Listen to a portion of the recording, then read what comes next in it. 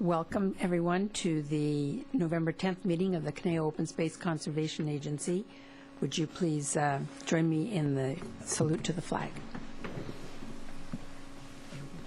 Pledge allegiance to the flag of the United States of America and to the republic for which it stands, one nation, under God, indivisible, with liberty and justice for all. Thank you. May we have the roll call, please? Bill De La Pena. Present. Vice Chair Gibson. Present. Director Jacobson. Absent. Oh, no.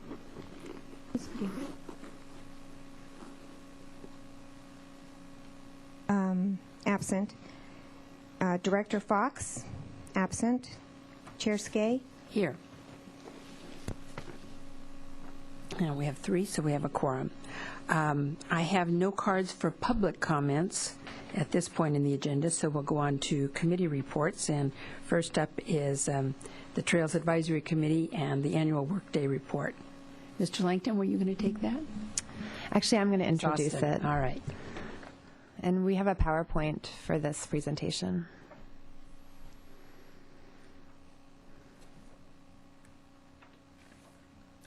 Thank you, Madam Chair and members of the board. We wanted to report on our annual Cosca Trail Workday that happened on October 16th, just a couple weeks ago. And this is you might recognize this map from the Caneo Canyons Management Plan. The trail that we worked on for Trail Workday this year is the Santa Rosa Connector Trail. It's in the northeastern section of Wildwood Park on the Santa Rosa side, and it connects upper and lower Santa Rosa trails, basically. The arrow is pointing to a red trail that you might be able to see on there, hopefully. And the event was a great success. We basically finished building a completely new trail. It's a beautiful trail, and we're going to show you some pictures of it. And as the pictures go, Mark Langton, the COSTAC chairperson, is going to talk to you about the details of the trail work day. So, Mark, you're up, and the PowerPoint will continue to run. Okay. Hi, Mark Langton. I am the chair of COSTAC committee. You're looking at the sign-up event, or the sign-up at approximately 7:30 in the morning as people are arriving to get their free breakfast bags and signing their waivers there. And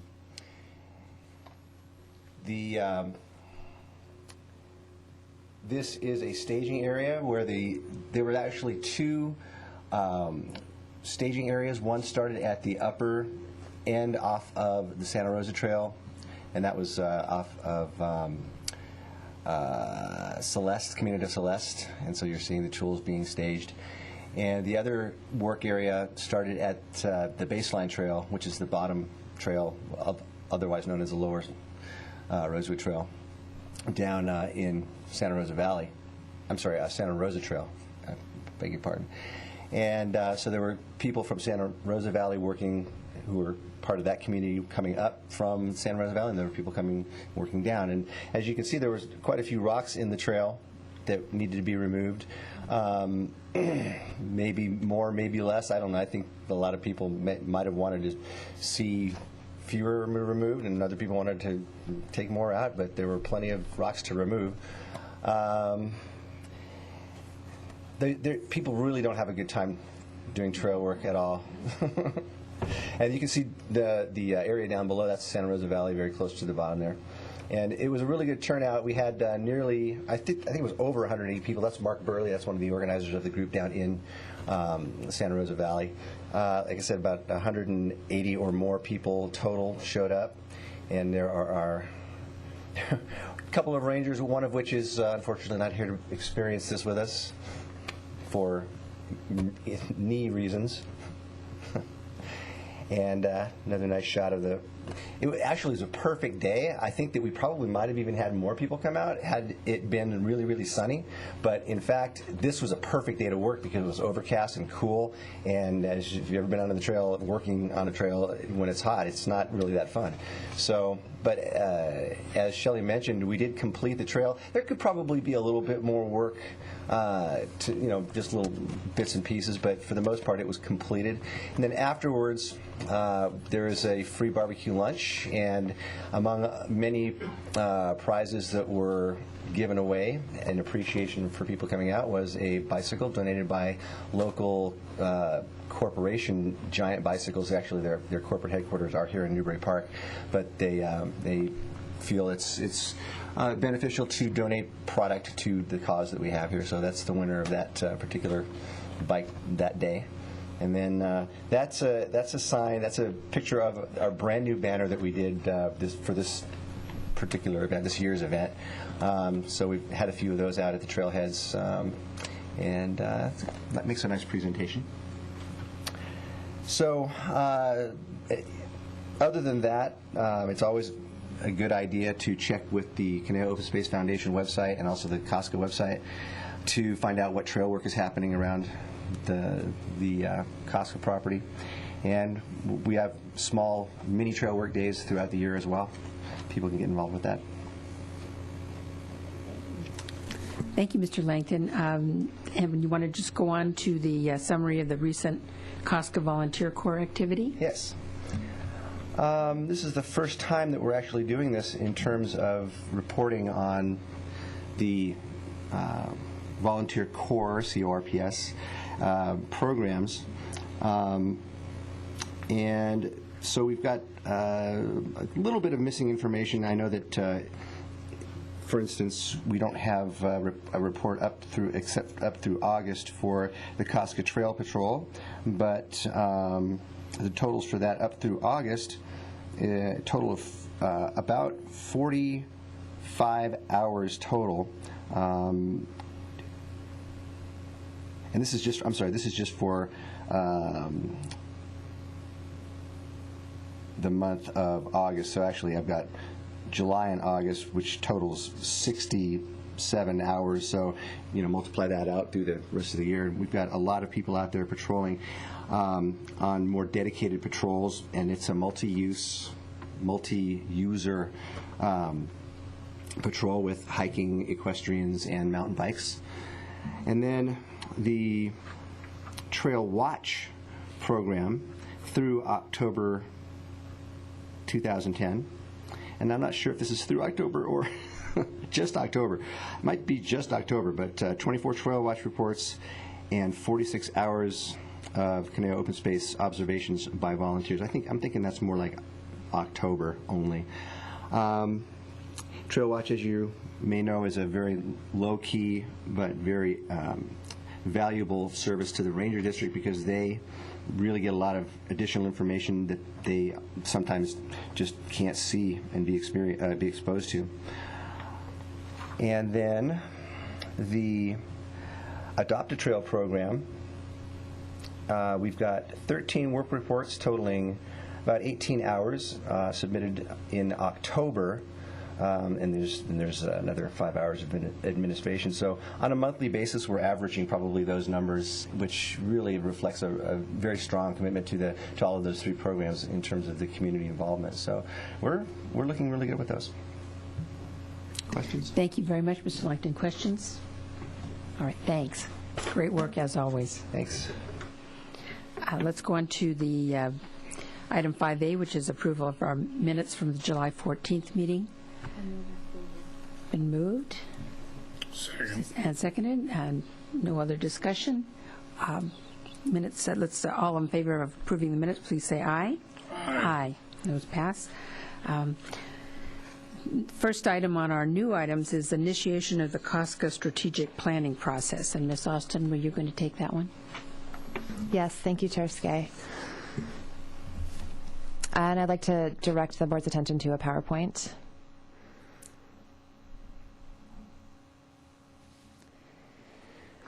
As you know, on July 14th, 2010, the Cosca Board approved application to the Rivers, Trails, and Conservation Assistance Program for technical assistance to prepare a strategic plan.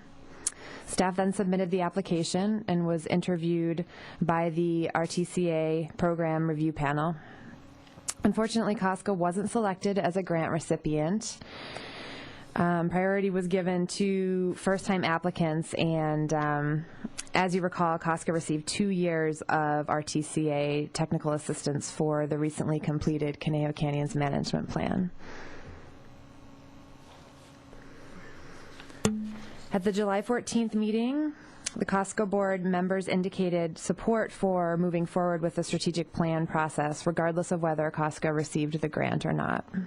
The board agreed that strategic plan development is an important step in setting Cosca's direction for the future.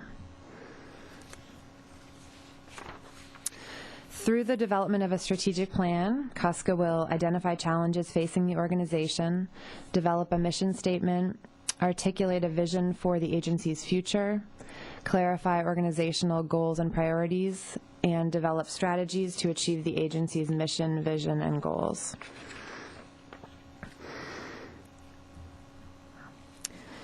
Staff is seeking approval to issue a request for proposals for a consultant to assist in the strategic plan development process at this time.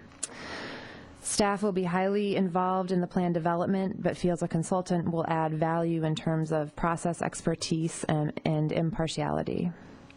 Funding for the contract is proposed to come from the board-controlled Cosca Trust Fund.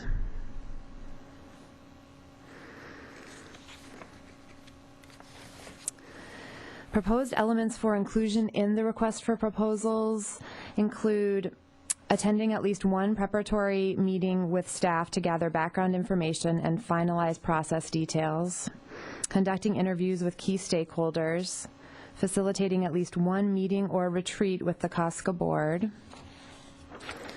facilitating at least one public workshop, preparing written summaries of the information gathered at each stage of the development process, and preparing the draft strategic plan document in cooperation with staff based on the information gathered throughout the process. If the board wishes to modify the proposed scope of work, 2 cost-saving measures for consideration include staff rather than the consultant facilitating the public workshop, and staff rather than the consultant preparing the final strategic plan document. Either way, staff will present the draft strategic plan document to the Cosca Board before it is finalized. Should the board authorize initiation of the strategic plan process, staff will prepare a scope of work for the consultant request for proposals, receive consultant proposals, return to the board for approval to enter into a contract with the selected consultant, and request authorization from the board to pay for the consultant services from the Cosca Trust Fund.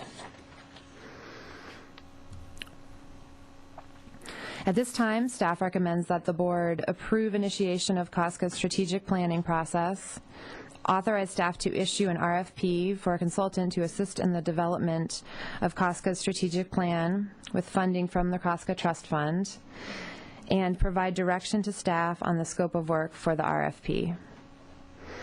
And staff is available for questions. Questions of Ms. Austin, and actually before I begin, let the record reflect that Director Jacobson has arrived. Questions of Ms. Austin? Director Gibson. Yeah.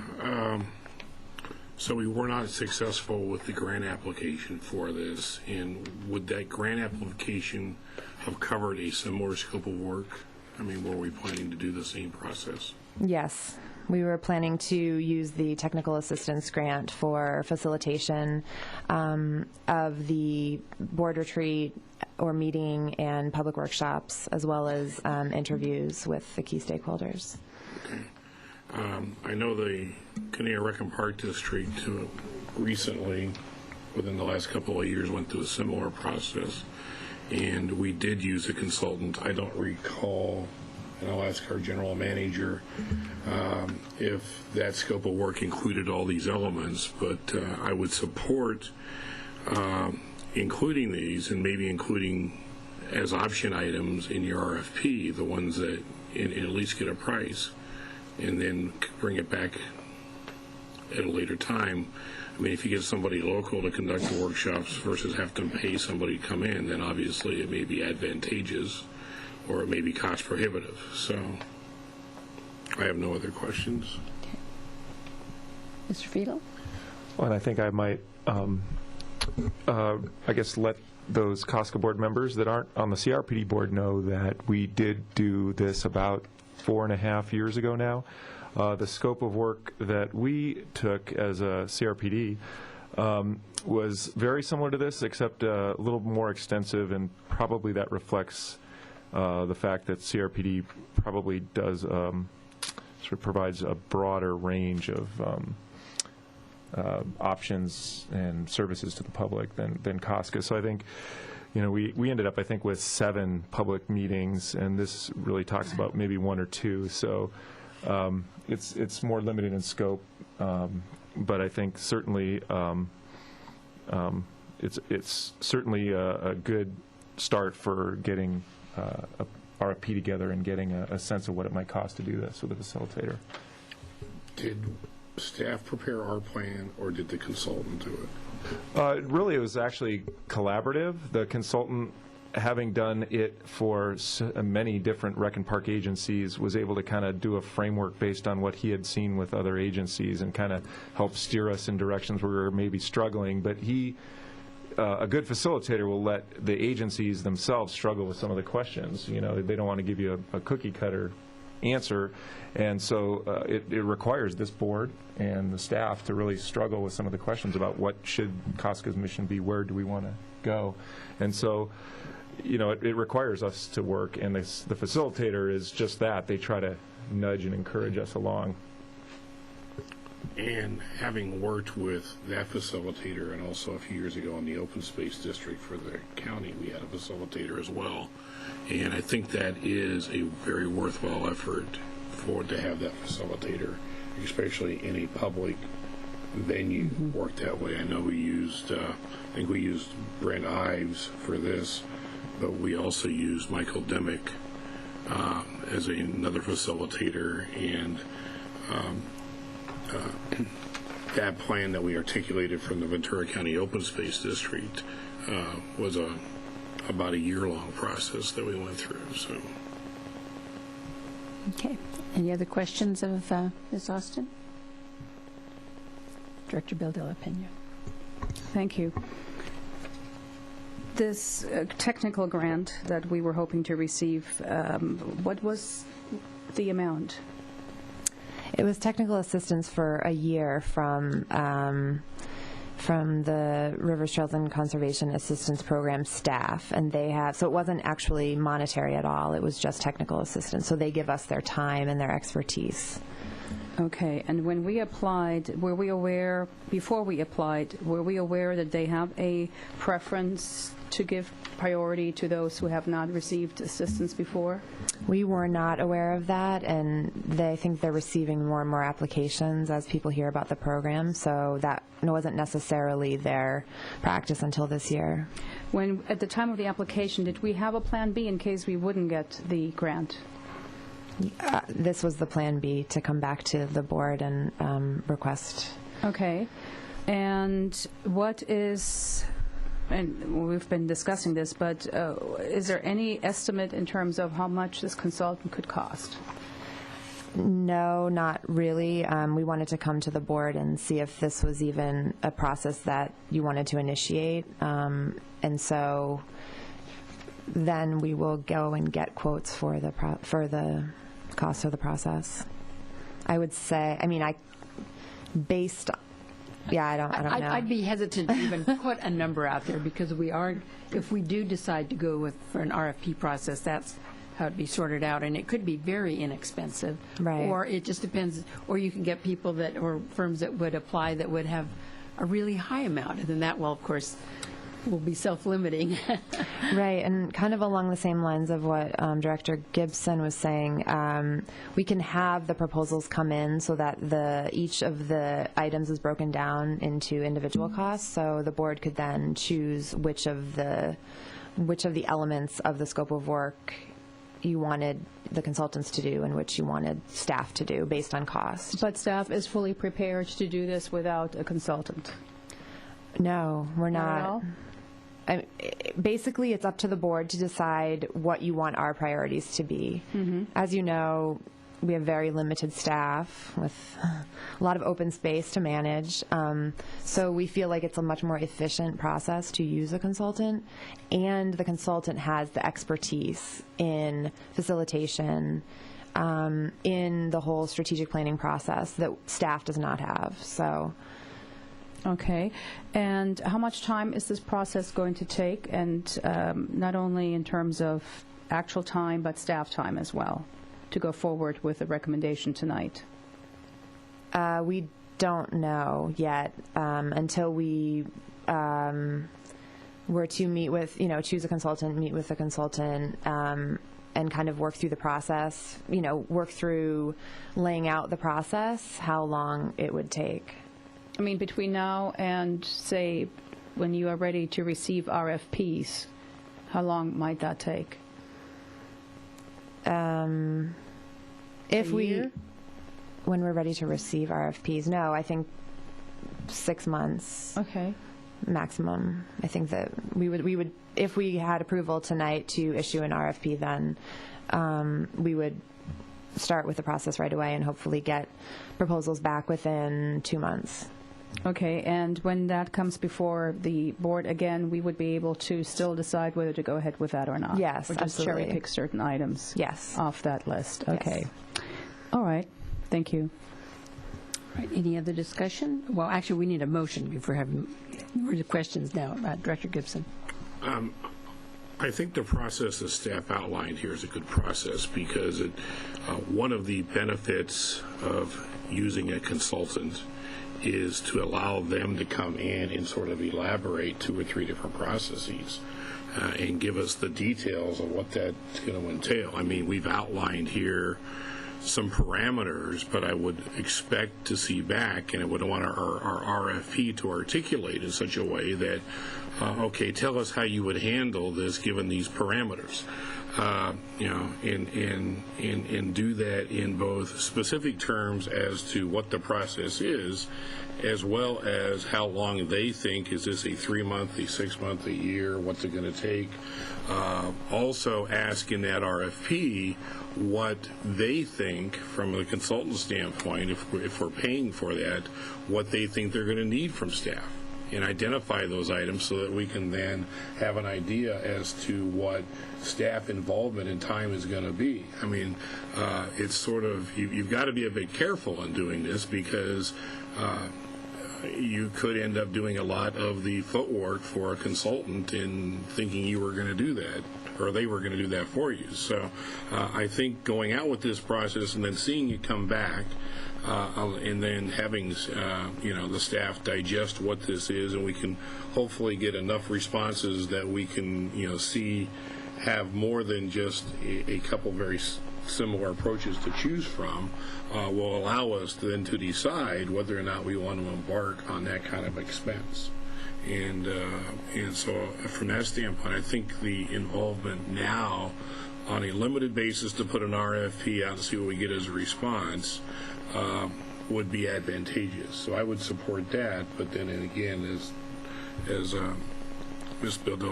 Pena said, we'll bring it back and we'll make a decision at that point in time. Okay. Director Jacobson. I think the concern I would have is the pyramiding cost if we don't identify very clearly the scope of the work and the program. And So I think the staff needs to get involved, and certainly we'll be able to utilize whatever input is provided by potential bidders in order to determine the scope. And I'm always concerned with our limited resources as the degree to which we would sophisticate this type plan preparation. So the question before us is if we have a motion to initiate this process. I will move that we initiate the strategic planning process and we authorize staff to issue an RFP. Moved and seconded. Discussion on the motion. Okay, all in favor, please say aye. Aye. Aye. Any opposition, any abstentions? Thank you. Next up is the proposed open space accessibility enhancement projects. Ms. Ford? Thank you, Chair Skay. And I do have a PowerPoint presentation.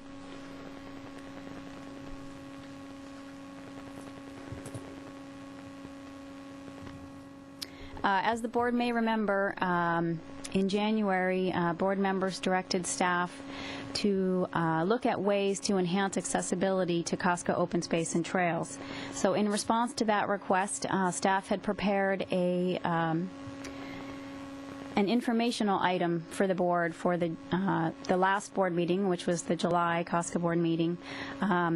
And after hearing that report, the board had requested that the report be brought back as, instead of an informational item, but rather an action item, so that the board could pick and choose and determine the direction for Cosca's accessibility program.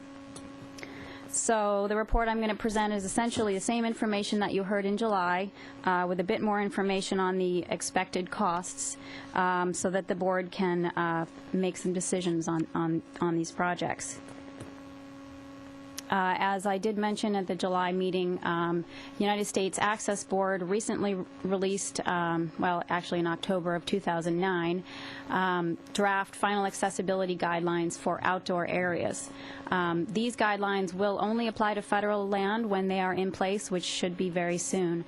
However, we do know that similar guidelines will be developed for non-federal agencies in the near future, and the non-federal guidelines would then apply to Cosca open space.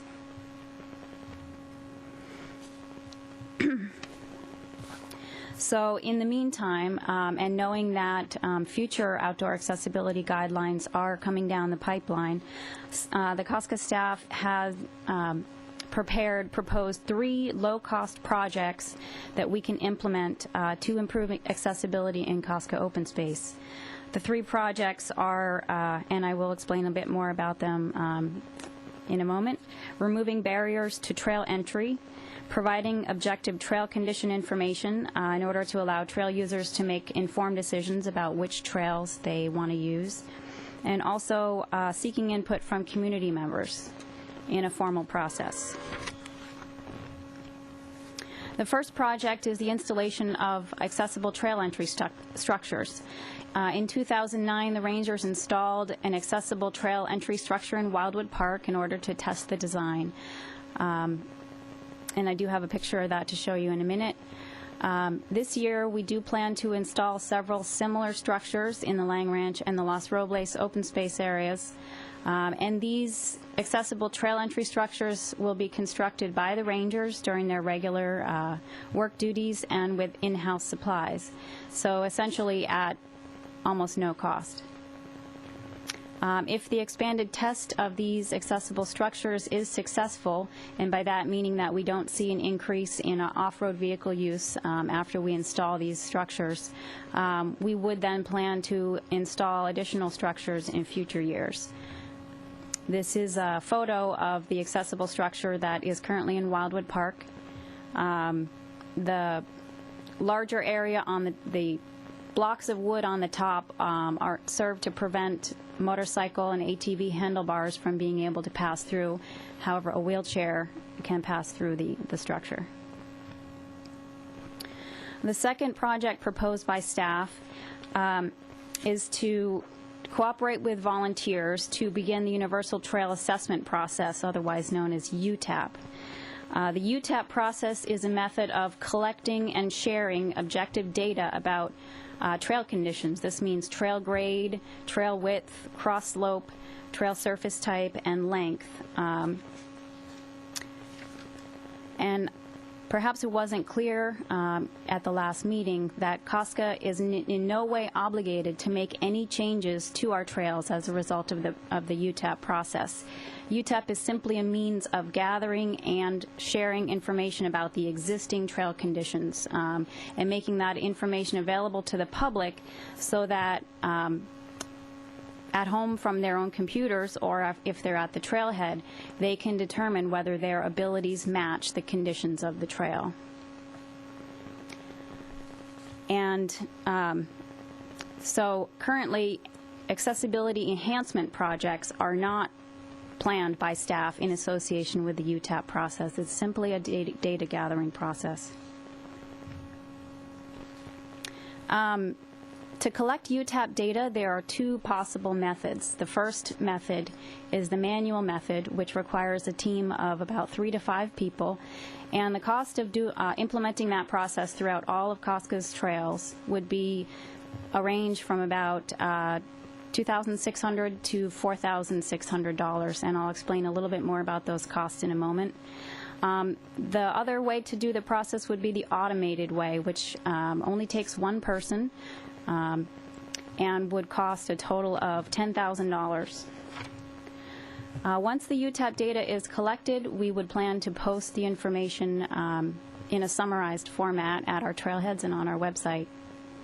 And it's important to note that the federal outdoor accessibility guidelines do require the posting of this type of information at trailheads, and so we can likely expect that future guidelines that will apply to Cosca will also require this information to be posted. This image shows the manual UTAP data collection process. You can see people are using tools such as a level, clinometer, measuring tapes. I have another photo here showing a different team in a different area using a roller wheel to measure.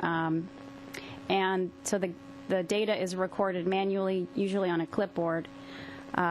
We would need to purchase some tools so that a team of up to 5 people could have the necessary tools to do the work.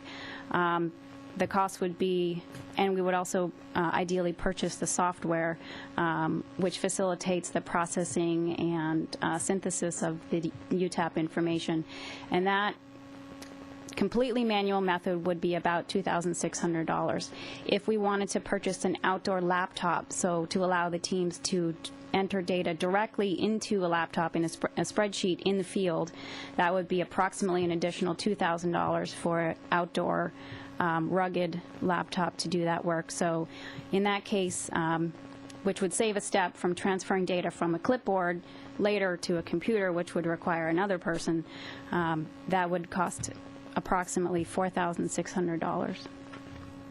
This image shows the automated process, which involves one person pushing, it's a converted off-road baby carriage, essentially, with a GPS, gyroscope, camera, and laptop built in. It's a system, as you push it, it automatically collects the data and uploads the data into the spreadsheet in the onboard laptop. And the software is included, batteries included, and including shipping, this whole package would cost us $10,000. This is an image of the type of trail sign that would be posted at trailheads after we gather the information. It shows the typical trail grade, typical cross slope and width, and then it shows percentages of, certain percentages of the trail are more than X percent grade, et cetera, for each of these conditions. And finally, the third project would be the formation of the Accessibility Working Group, composed of staff and community members, which would meet quarterly or as otherwise necessary, essentially to propose accessibility projects for Cosca, and also essentially, most importantly, to provide input to Cosca on how we can best use our limited resources to improve accessibility. And the Trails Advisory Committee would review all of the proposals that came out of the Accessibility Working Group, as well as the Cosca Board, of course. So with that, staff recommends that the board direct staff to proceed with the 3 above described projects. And in the case of the UTAP data collection process, staff recommends the use of the automated data collection process, and therefore we request authorization to use up to $10,000 from the Cosca Trust Fund to purchase this automated instrument package. And I'm available for questions. Thank you, Ms. Ford. Questions? Director Bill de la Pena. Thank you. I have a question. I have several questions. The picture of the trail that includes Mr. Greenway, what is that equipment? If you could go over that again. Is that, can you explain that again? Sure, and to clarify, the photo's actually not from Cosca Open Space, and I don't know who the people are. I stole it off the internet. Maybe. Okay, so this sorry. is the photo you're talking about is on page 12 in the packet. Is that correct? Yes. Okay. So the yellow bar on the ground is a level, and that's used to record the trail cross slope. Okay. It's very important for people using wheelchairs that they have very, very slight cross slope. It's very easy to tip over, especially when there's a rough surface. And that is part of which package? That's nothing. That's not part of any of That would be one of the tools we would need to make sure that we have manuals. Several sets of It's a manual method. And then who came up with this baby stroller? The company that sells the version of the software and that actually invented this method in response to the need from the trail community. They wanted a jogging stroller, a baby stroller? They do. They purchase a baby stroller at the store and they convert it, and then they add all the attachments and then they sell it to open space agencies. Okay. Those strollers are expensive. Well, the stroller is included in the $10,000. So for the $10,000, it's the stroller, the laptop, the gyroscope, the GPS, the camera, and the battery, and shipping. What sort of laptop are they using? It's a ruggedized laptop which can withstand outdoor weather conditions, some accidental dropping. It's a pretty standard type of laptop that's made for outdoor work. Yeah, but what brand is it? Do you know? I think a number of companies make the ruggedized. IBM The cost of a laptop is between $2,000 to $3,000. They actually have several different models, and we would be ideally purchasing the lower model, the cheapest. I'm just wondering if that could be actually done with a far more cost-effective iPad. It's possible. I can certainly, ask the company about that. I don't know what the memory requirements are for the software. Yeah, I don't know either. I'm just mentioning it because the iPad is extremely efficient and can do everything except cook dinner, basically, and is not that expensive. I mean, I don't want to push a particular company, but I'm just looking for a more cost-effective way because that $10,000 for that equipment, it sounds like a lot to me, and I don't know if there is anything that is comparable that would be less expensive that's out there on the market. Have we looked to see if there are any other?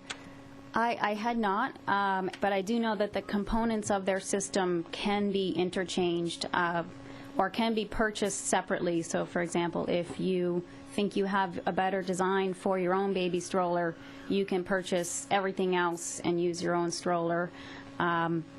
But based on the research that I did, it does seem that they have, for the value of the package that they're offering, it is a very fair price, in my opinion.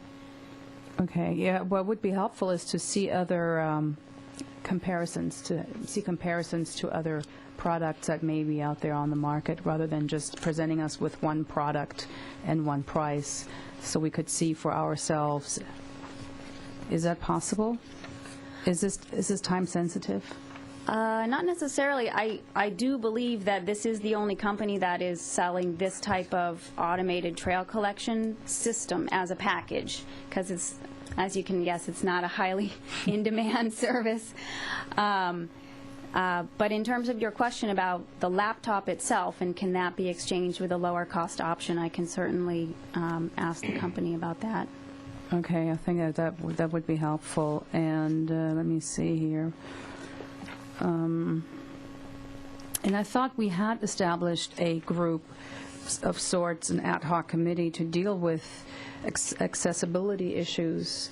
We hadn't done that before, so this is the first time we're actually, after 4 years of Mr. Greenway asking us, we're actually doing it. Meetings had been taking place on an informal basis, so the formation of this group would just formalize those types of meetings and have the board's blessing. Okay, I think that's it. Thank you. Okay. I believe Mr. Jacobson had his hand up first.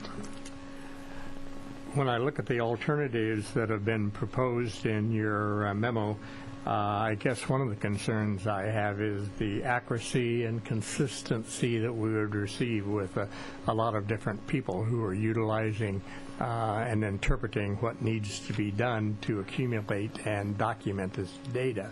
And whether it needs to be that accurate, I really can't say, but it would appear that the mechanized system that was more expensive would give us the ability to have a consistent approach for the accumulation and processing of data. If other agencies have similar needs, I guess the question is, could we approach them maybe on either renting the equipment to them or having them defray in part the cost of the equipment through shared expense and what have you? It seems not necessarily prohibitive, but if there is no other equipment on the market, then we're not using it 24 hours a day, or you know what I'm saying, then maybe other agencies who are going through the same iterations that we are at this time on this subject could be approached on having a shared purchase and use of the equipment.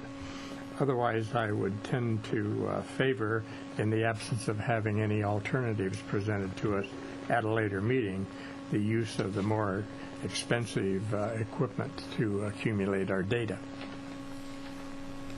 Mr. Gibson?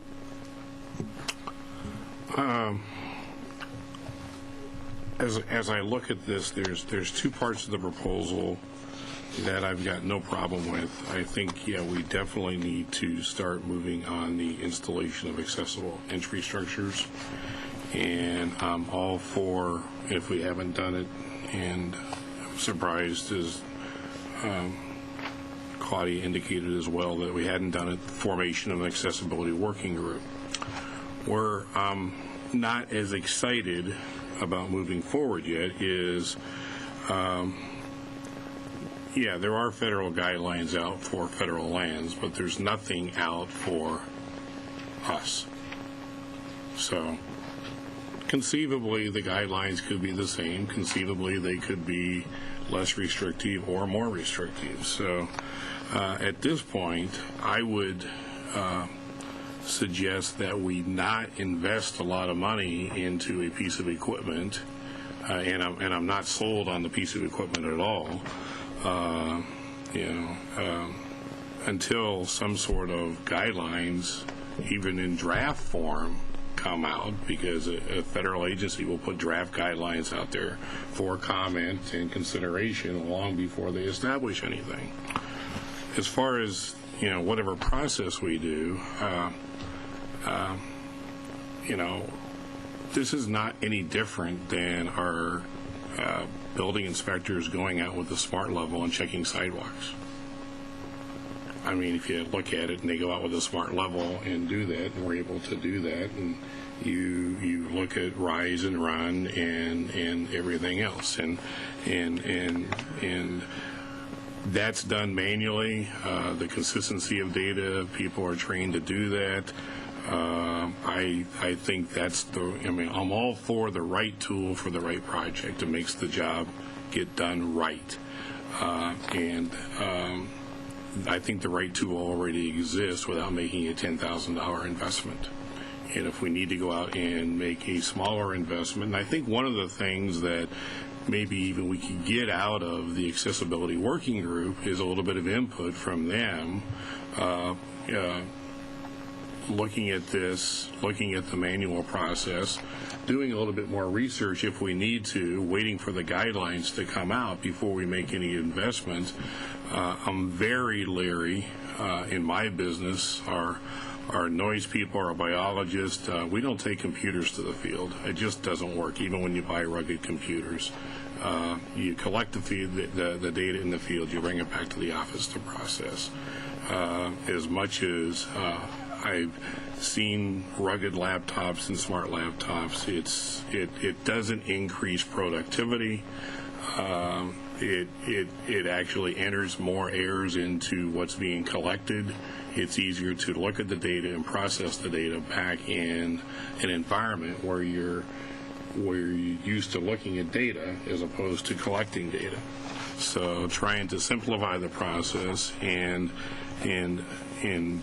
move to something that is really an unnecessary tool, and without seeing what the guidelines are going to require as far as specificity of what types of measurements. I wouldn't think that they would go beyond what's required by the ADA, and right now that's done by building inspectors in code compliance with tape measures and smart levels.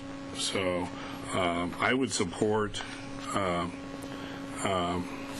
a motion that moves us forward in installing accessible entry structures. I would support the formation of a working group.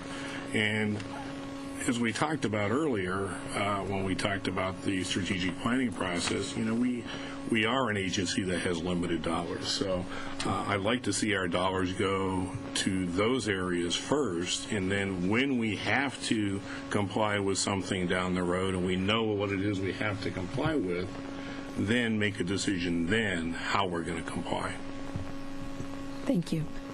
My question is, if we did proceed and purchase this equipment, Mr. Friedel and I were just putting our heads together. It seems like it's the sort of thing that could be perhaps leased out or resold to another park district, another Trails Council, some other group that would. A lot of entities are very interested in UTAP, and the process has been around for quite a few years, but it's on the using a lot of volunteers or a lot of paid staff and a lot of time and the real hands-on kind of process. So if this piece of equipment is this efficient as described,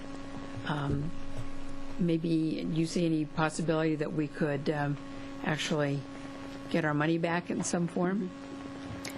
I think that's certainly a possibility. I think joint purchase may be complicated because of the difficulty in defining who gets it for how much, what percentage is owned by which agency, but the idea of renting it out later or reselling it is certainly an option. One thing to point out would be that it probably wouldn't be the type of thing that we would only use once and then never use again, because as you know, trail conditions change, and every few years, or when we built a new section of trail, rerouted a trail, we would probably want to remeasure that trail again and get the updated information. Just a couple other points in response to some of the other directors' concerns. While the federal guidelines won't apply to us when they are official, there's something to be said for doing what's right and doing what serves the public and the needs of the public rather than only what's required. And UTAP is something that, or UTAP type information gathering and information sharing is something that a lot of agencies are doing.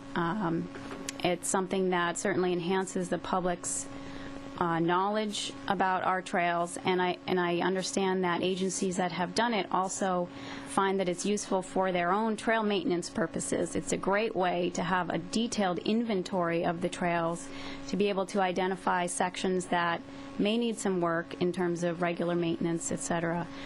So it does have uses beyond just for accessibility purposes. But we can certainly examine ways to keep costs down or to share costs with other agencies. Okay. Director Bill. Thank you. I haven't been since leaving the Santa Monica Mountains Conservancy. Does the Santa Monica Mountains Conservancy have any such equipment? No, it does not, nor the MRCA, and I was actually going to take the staff report to our staff to say you might want to look at this as an option. Because I'm thinking if, since it is a state agency, it is a bigger agency, and perhaps with the MRCA, if they were to purchase it and we could rent it from those agencies whenever we needed it, would that be another option? I'm just throwing it out there. Cost-saving measure. It wasn't in the MRCA's budget at this point, but again, this is an evolving and yet somewhat urgent issue. As you said, the guidelines aren't out yet, but I think everyone knows. I mean, I recognize the importance of this. I'm not minimizing it. I do have concerns about the cost. I'm trying to see whether we have other ways and options to minimize that cost, and whether we can research that a little further before we make a final decision on your proposal.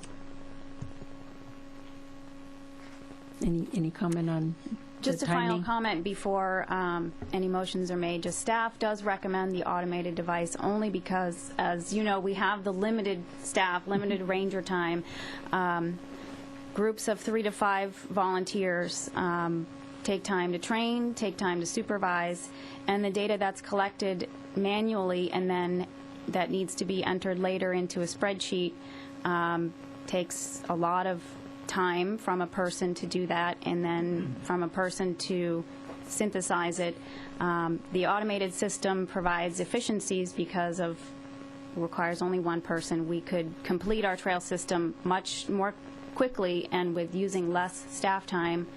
And so that's why we are recommending it. But Okay. Director Jacobson did. I think it's obvious from each of the board members that we're concerned about the cost. I think when you look at the pool of labor we have, I'm always concerned that the well might run dry, so to speak, by people who might start work on the project. But we're not talking about a single project here where they're measuring the slope on a sidewalk at a building. We're talking about maybe potentially in the future a couple 100 miles of trails. So I'd like to see consistent data that we can rely on gathered if this is a mechanism for doing so. I think that what Director Gibson has mentioned is very appropriate. The first steps are to set up maybe a working group and to go through through that, but to keep an open mind and evaluate the utilization of the equipment and whether there's a way of deferring or augmenting the cost of such equipment in some manner. Maybe we could, I'm leaning to what Director Gibson had suggested as of bifurcating a motion so that we go forward with some of the items now and maybe massage the trail equipment for a future decision. I myself am very much leaning towards eventually I think we're going to want to buy that. And whether we do it at this meeting or wait for another meeting, I'm open to that. Director Gibson. If I may, just really quick, Chair Skay, just looking at the procedures, just to let all of you know that because we do have a quorum here, but under our rules, a motion does require, since we only have three affirmative votes. So whatever motion you have, just be aware that we have to have 3 affirmative votes tonight. Well, listening to all the other directors speak and hearing staff, I will make a motion that we proceed with the installation of accessible trail entry structures and the formation of an accessibility working group. What I will ask staff to do, and that's the motion, what I will ask staff to do, either through the accessibility working group or research on their own, is to bring back more information to us as to the equipment and the supposed guidelines, because I think the two really go hand in hand. So I'll make a motion that we proceed with 2 of the 3 items they talked with tonight, or that they brought forward to us tonight, in that they bring additional information back. I think some of the things that Claudia indicated, or whether maybe other agencies or whatever, before we embark on any financial commitments or any methodology commitments this evening. So there's a motion. Do we have a second? Okay, I would second that motion. Do we need a separate motion on the item or the issue of the equipment and so forth? Or are you including that in your motion?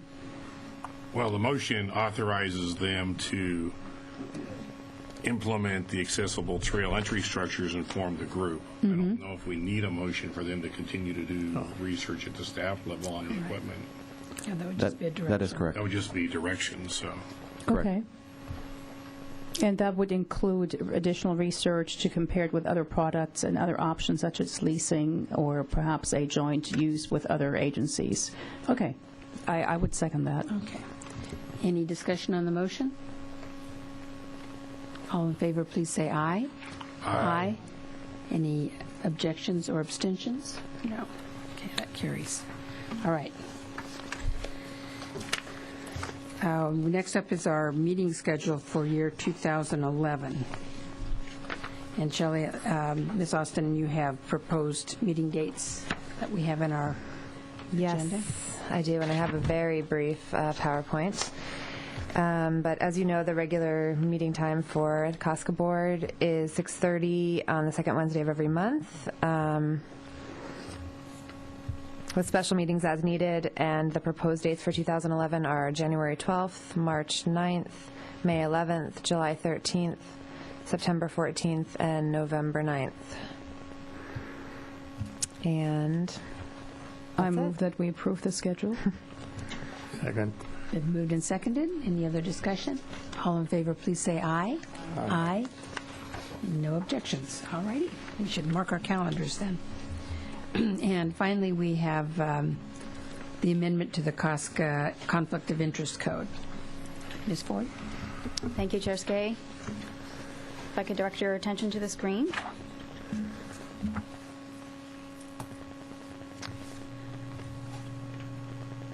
The clerk of the Ventura County Board of Supervisors recently requested that we review our conflict of interest code. This is a standard request that they make every 2 years. So the city clerk and the city attorney reviewed our conflict of interest code and recommended a few minor changes. You can see those changes in the red line version of the resolution. The resolution before you tonight is 2010-05. The red line version is on page 22 of your packet. We made some small changes clarifying our designated conflict of interest filers, and also adding a few things to the disclosure categories that apply to them. We added the assistant chief administrative officer and the assistant attorney as designated filers, and that's just a clarification because they serve in joint roles at the city and on the Cosca and for Cosca. And we added the phrase gifts, loans, and travel payments to the disclosure categories to clarify that those are considered as income and must be reported on conflict of interest forms when necessary. Staff recommends that the board approve Resolution 2010-5, amending our conflict of interest code. Questions of staff or a motion? I move recommendation. Okay. Second. Okay. Moved by Director Bill de la Pena, seconded by Director Gibson. Any other questions or discussion? Clarification on category as real property excludes residences. That's typical. Mr. Hare, that's typically the case, is it not? Personal residences? Yes, it is. Thank you. All right. Okay. All in favor of the motion, please say aye. Aye. Aye. Any opposition or abstention? That carries. Now the fun stuff. Fiscal year 2010-11 Cosca budget, and this is simply a report. We're not being asked to approve this because this is the city and the park district that actually do that. Correct. Traditionally, we provide the board with an update on our annual budget each year. We're a bit late this year because our last meeting was canceled, but I do have a brief report. As Chair Skay mentioned, Cosca's budget is a combination of portions of the approved CRPD and city budgets. Both of those agencies' budgets were their 2-year budgets, originally approved in June of 2009 and most recently revised in June of 2010. So this fiscal year, Cosca's operating budget totals just over $1.3 million. And that budget is shared 50-50 by the city and CRPD for an approximate contribution from each agency of about $656,000. Our operating budget for this fiscal year is only $517 more than last year. And this year's capital improvement project budget is $120,000, which is also the same amount as last year. We have 2 projects in the CIP budget. The first is the Conejo Canyons Management Plan Implementation, Phase 1. And you see I have a map here. This is the same map that Ms. Austin showed previously. This is our trail construction priority plan from the Conejo Canyons Management Plan. I realize it's a bit difficult to see, but we have a few red trails on this map, which are the highest priority new trails to construct as recommended in the Conejo Canyons Management Plan. As Ms. Austin mentioned, we have already completed one of the red trails, which was the Santa Rosa Connector Trail constructed at Trail Workday. The next highest priority project in this plan is the installation of a multi-use trail bridge in Hill Canyon to provide access to the Western Canyon. And then following that, the final red high priority trails on this map are within the Western Canyon area, and those will be completed in future years. We do plan to bring the bridge project before the board in January. The second CIP project for $20,000 is replacement of the fence along the Los Robles Trail. That's also a multi-phase project, and this will be phase 1. As you can see from the photo, the fence is in a state of disrepair, and we'll replace more than 500 feet of the trail this year with those funds. And one more photo showing the current condition of this fence. With that, I'm available for questions. Questions on the budget? Director Villalpena. Not the budget, but the material of the fencing that we will be using to replace the deteriorating fencing. Is that going to be same type of wood, or are we using synthetic material? Perhaps Park Superintendent Matt Kuba can answer that question, as he would be supervising that project. We would probably be using wood. The recycled products are cost prohibitive, and in that situation, it's a very remote location. It's very difficult to carry things that are that heavy in. You mean the recycled materials are heavier than the wood materials? Significantly. I see. Okay. Thank you. And actually, Mr. Kuba, as long as you're up there,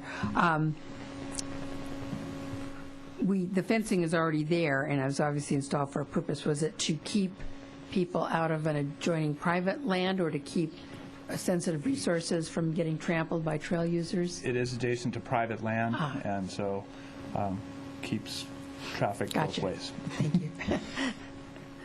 All right. Any other questions on the budget or of Mr. Kuba? You mentioned a bridge, and when we've had those as a district expenditure in the past, they're always very costly. Is there a mechanism of providing the same service, albeit not in all types of inclement weather, through directing the trails in a manner that allows you to ford a, excuse the expression, ford a stream, or to achieve the same mobility but without the cost of a bridge? Or are these over deep canyons or chasms or something? Well, as I mentioned, we are going to bring this before the board in January, so we can provide a lot more information at that time. But the bridge is quite soon after the outflow from the city's wastewater treatment plant, which has heavy flows, especially during the rainy season. It's a very high flow river at that point. So, but we can provide the board with additional information when we bring that project before you. Thank you. So having it authorized in a budget doesn't necessarily obligate the expenditure, it just authorizes. Is that correct? Okay. Director Gibson. Kind of related. We talked this evening about a couple items that may come back that we would take funds from the Cosca Trust Fund. I don't know how much money is in the Cosca Trust Fund, and what I would like to see maybe when the budget information comes back again is if we plan expenditures or think we're going to have expenditures in the coming year out of the trust that'll be funded by the trust fund, we ought to identify at least roughly what we think those are going to be. And I think that would allow the board to have an idea as then if we authorize funds out of there, what some of our other obligations may be. That's an excellent point, and we did bring the information tonight in terms of the current balance of the Cosca Trust Fund, which is $890,000. The revenue into the trust fund is over $70,000 a year, and as a general rule, annually we're not budgeting any projects or any programs coming out of the trust fund. It's simply it's gathering funds, and it can be used by the board for special projects at the board's discretion. That's great. So opportunity acquisitions or special projects, as Yes. you said. All capital, though. It wouldn't be programmed. Okay. Or I guess it could be. It's not necessarily only for capital. All right. It's for open space related purposes. Okay. Great. All right. If no other questions on the budget, thank you for that. And let's go on to summary of recent Cosca Ranger operations and maintenance activities, and Mr. Cooper will expand on that. I will. Thank you so much. Hopefully, we'll be coming to bring you kind of some stuff that's going on in the field every meeting from now on. And this will be in addition to the regular daily duties that the Rangers do, kind of just some highlight big activities that they've been working on. And they're kind of bullet pointed, so they'll just be short sentences. We've had some major vandalism at the Angel Vista table and fencing, so we've actually replaced the table up there once and repaired it once, and done quite a bit of fencing repair up there. But that was a month or so ago, and that activity's calmed down apparently. As the growing season ended, we've finished brushing the trails, completed over 15 miles of brushing, which is a pretty impressive amount of brushing. We just recently completed a trail training that was put on by Frank Padilla, one of the best trail builders in the state, and by recently I meant 6 hours ago. Miss Austin and Miss Ford participated in the training, and it was quite excellent. We removed a large tree fort from off of the whole access trail. It was quite well hidden and took quite a bit to get out. This is the tumbleweed removal season, so we try and remove the tumbleweeds and buzz them down before they blow around, which is usually the first week of December. So our goal the last 2 years has been to knock them down before they blow around. We have a brand new kiosk installed at the Triumpho Trailhead, and another project regarding kiosks is all of the winter data has been put into the kiosks, so they're up to date for the winter season. So with that, I'm available for questions if you have any. Very good. Questions of Mr. Kuba? Have the Rangers had any issues with paintball activity? Any problems or? Not recently. Okay. That's not an activity that happens a whole lot on Okay. open space for some reason. All right. Yes, Director Bill-Littleton. I do have a question, if you could elaborate on the vandalism. Was that unusual, the degree of the vandalism you encountered, or was it... Yes, it was. That area has been vandalized in the past. Typically, it's scratching in the picnic table, and we can sand that out. But in this case, the rails of the fence were kicked out and broken, and the table was nearly completely destroyed. And is that being investigated as to who could have done that? As best we can. It's another one of those remote locations, and we don't find out about it until a day or two after the activity. So it's difficult to gather evidence that would lead to any prosecution. Okay. And that would be one of the benefits of our volunteer trail patrol, and having more and more people out in the parks, on the trails, eyes and ears, always a good thing, because it can discourage, even just having regular trail users using the trails can discourage that kind of depreciative activity. Our trail patrol was actually the first one to report Really? one of these. So they were up there early in the morning, and we suspect the activity happened late in the evening. Okay. Thank you very much. Sure. And that brings us to board member comments. Any comments by members of the board?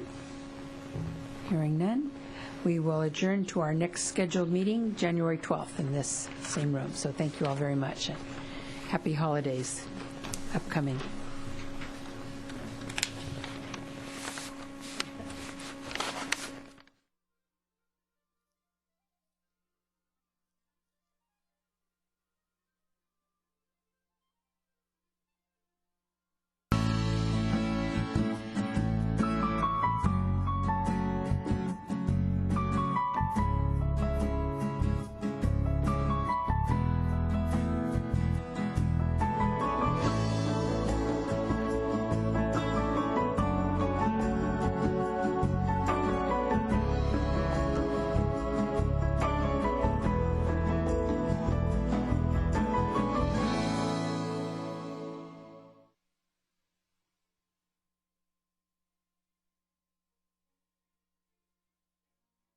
From your yard.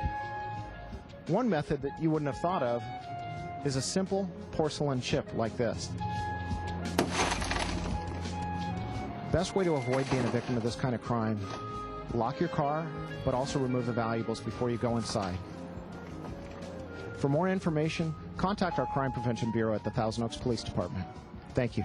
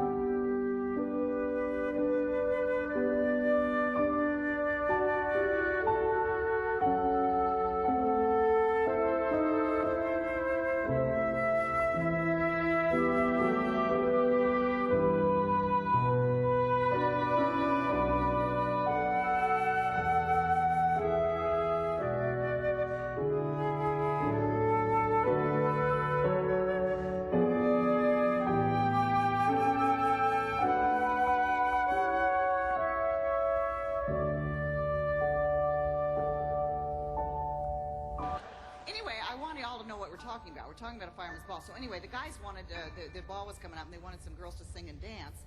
So they said, well, let's call it a contest. Maybe we can get some bimbos to come out. And I was one of the bimbos. So about 2 weeks prior to this big contest, our local newspaper gal did an article about the upcoming event. And in the newspaper article, she ran a picture of me, and she said that I bore a striking resemblance to young Carol Burnett. At which point, my mom said, okay, it is time to write the fan letter. Now, mind you, I had been told that I looked like Carol from the very first day that I entered high school, and I was trying so hard to get married on point.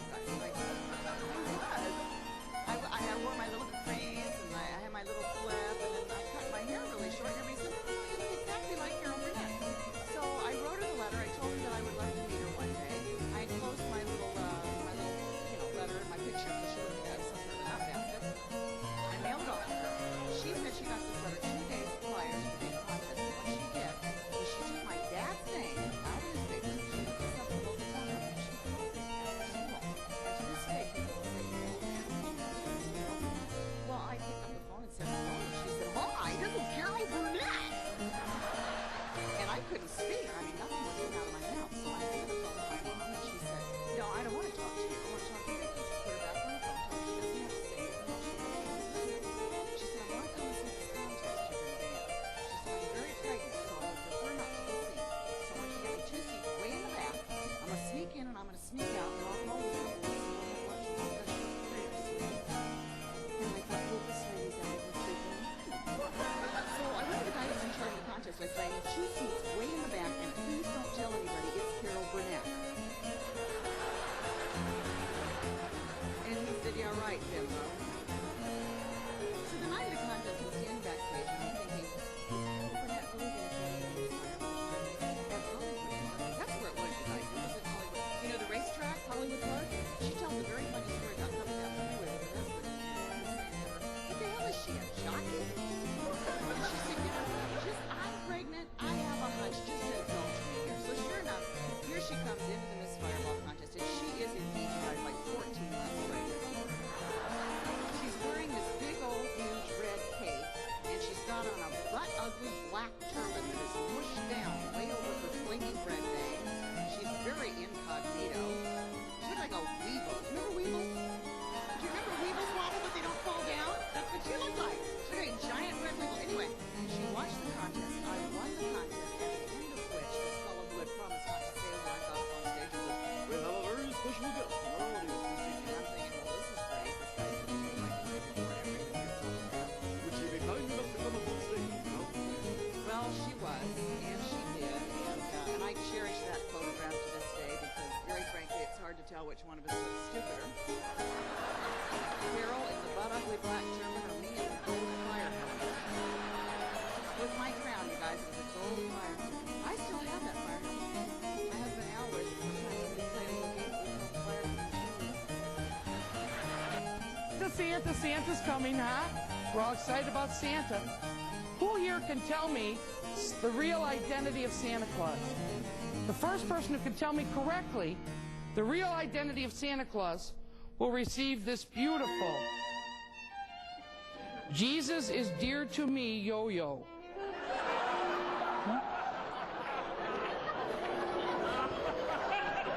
Huh? There we go. All right. Come on, the real identity of Santa Claus. Shh. What are you yelling out for? What's the matter with you? All the way in the back. Stand up. What's your name, sweetheart? Sister, my name is? Maria. And your middle name, Maria? Victoria. Beautiful. And your confirmation name? Bernadette. Huh? Oh, that's good. All right. All right, Maria. You're doing really well. Now,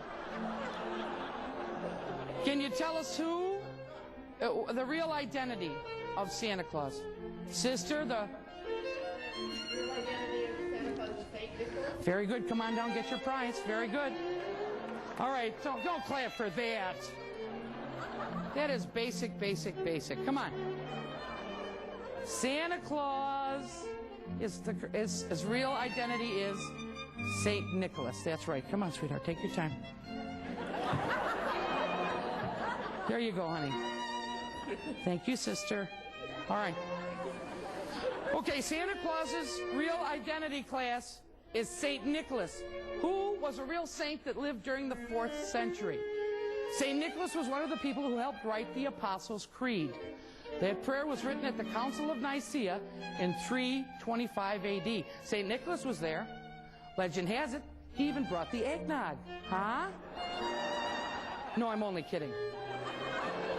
So when they say, he knows if you've been bad or good, so be good for goodness sake, what they really mean is, St. Nicholas knows if you've been bad or wrong, if you've been good or bad, and he's going to tell God what you did.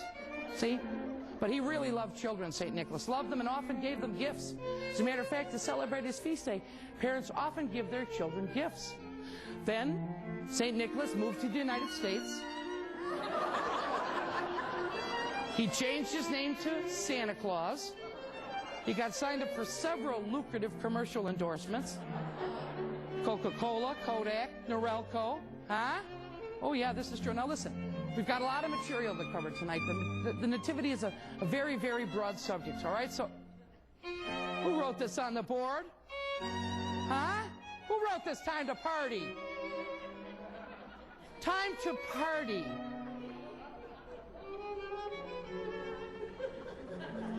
Party is not a verb.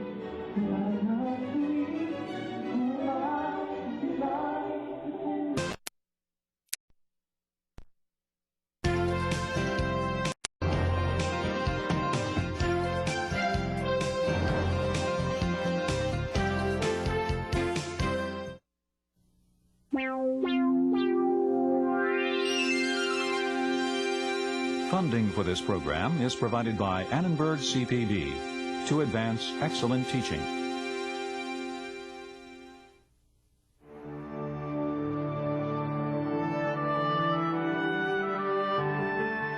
New York at the turn of the century, a city split between the haves and the have-nots. It was not the custom in New York drawing rooms for a lady to get up and walk away from one gentleman in order to seek the company of another. Nothing was before me but the hunger in our house and no bread for the next meal. If I didn't sell the herring. Two women writers, Edith Wharton and Anzia Yazurska, chronicled two different worlds living side by side through the lens of social realism.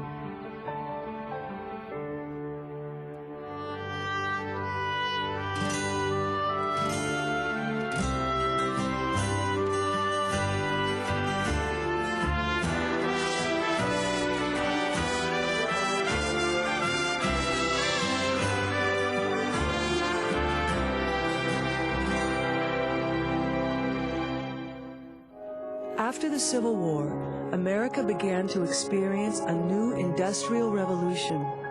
This transformation peaked in the decades between 1890 and 1920, when the nation became a predominantly urban, industrial, and consumer society. Writers responded through social realism. Stephen Crane, Upton Sinclair, and Anzia Yazurska wrote of the struggles of the poor. Henry James, Charlotte Perkins Gilman, and Edith Wharton crafted psychological stories of gender and class.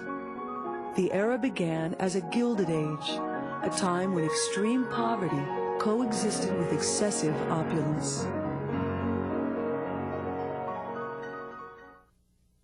There were huge amounts of money to be made, fortunes to be acquired, as the country was linked together by the railroad and by business and by industry.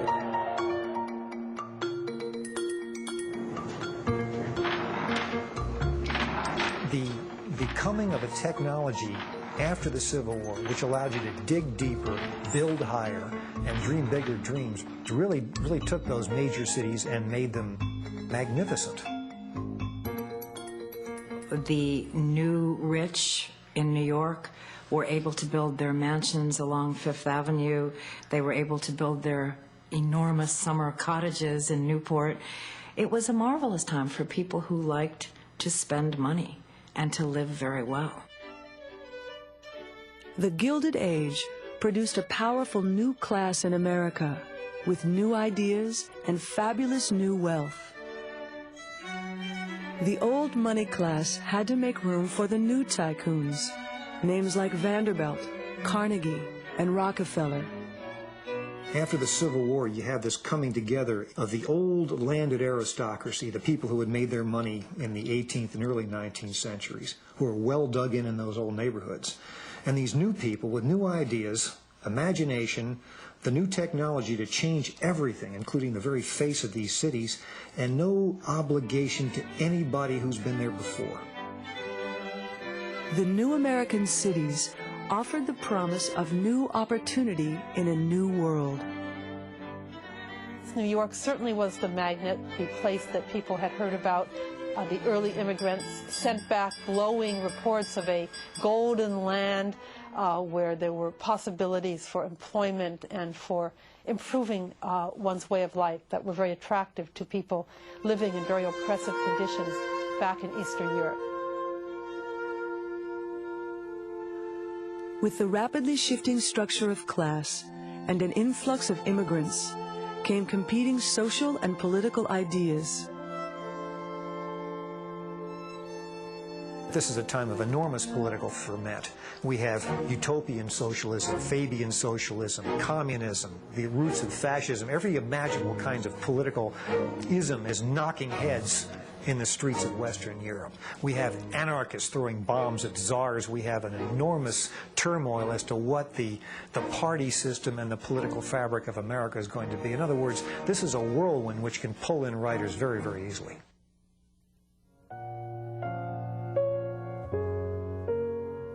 earlier immigrant groups had come from Ireland and from Germany, but beginning in 1880 there was a huge influx of immigrants from Eastern Europe, from Italy, from other parts of Southern Europe.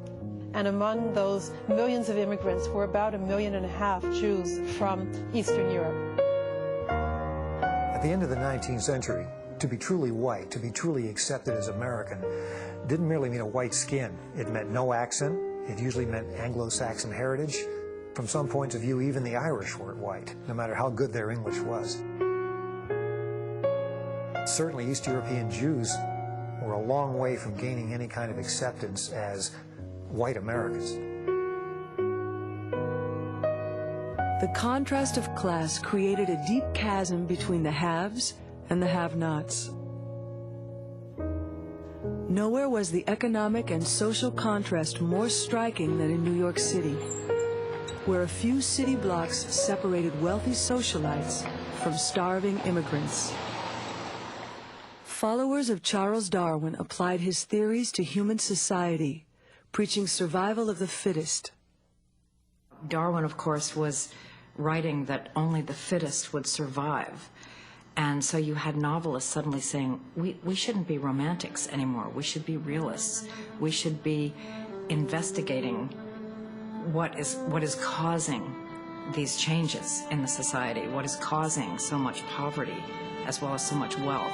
It's our responsibility to use detail and not to look through rose-colored glasses.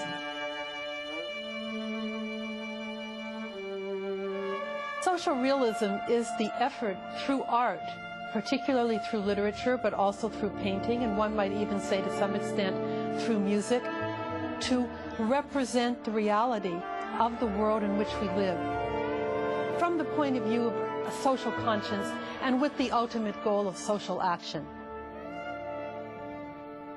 We're looking at a moment where American literature and culture open up to a population which had not been admitted to it or had been a subject of it before.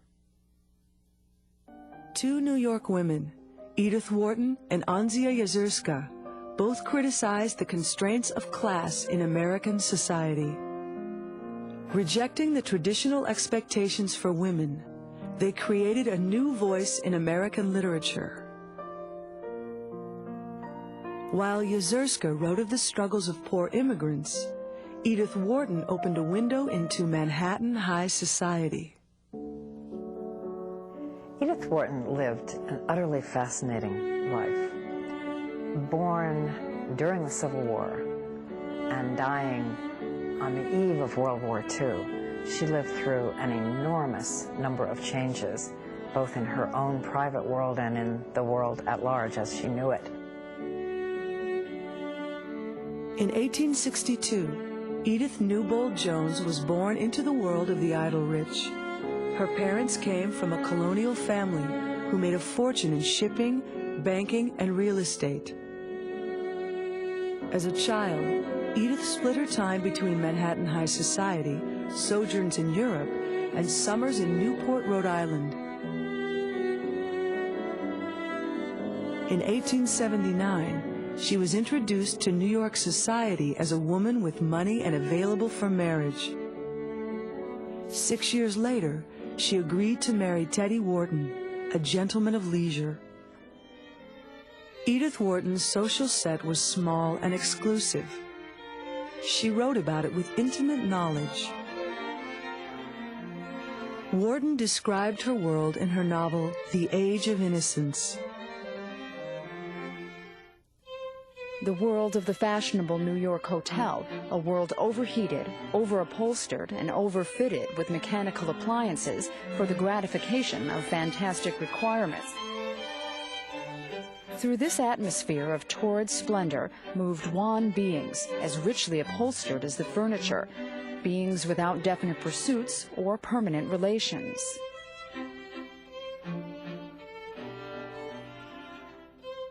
The dinners that Wharton describes, for example, in The Age of Innocence, were marvelous displays of wealth, enough food for a small army, and certainly for a lot of poor people, was wasted at these dinner parties. The lavishness and the money that was spent is just beyond our ken. Warden's social circle frowned on writing as a career for a woman, but her husband's alcoholism and precarious finances convinced her to continue. She came into her own, writing about women trapped by social forces.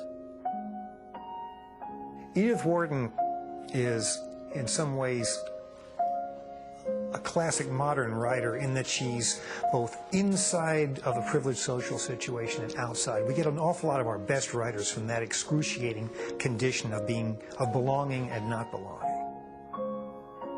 Edith Wharton was very concerned with the fact that women were partly excluded from real participation in society because they owned no property. They were the property. One early social critic who recognized the predicament of upper-class women was the economist Thorstein Veblen. In his 1899 book, The Theory of the Leisure Class, Veblen condemns the pressure society places on women to remain merely ornamental. It grates painfully on our nerves to contemplate the necessity of any well-bred woman's earning a livelihood by useful work. It is not woman's sphere. Her sphere is within the household, which she should beautify, and of which she should be the chief ornament. This kind of thinking became typical of bourgeois or middle-class life, both in Western Europe in the 19th century, in Victorian England, and in the United States. To allow your wife to be the ornament of the household, the goddess, the priestess, was to proclaim to the world that you, as her husband, could earn enough money to support her in that style. In her novel, The House of Mirth, Edith Wharton personified the issue through her protagonist, Lily Bart. Lily confides to a close friend that women must dress to make the sale. If I were shabby, no one would have me. A woman is asked out as much for her clothes as for herself. The clothes are the background, the frame, if you like. They don't make success, but they are a part of it. Who wants a dingy woman? We are expected to be pretty and well-dressed till we drop. And if we can't keep it up alone, we have to go into partnership. Wharton explored not only the external pressures placed on women, but also the processes of her characters' minds. The psychological realism that Wharton employs in fleshing out Lily's character for us shows that she is a mass of confusion, worry. Wharton's characters are complex, with a consciousness of self.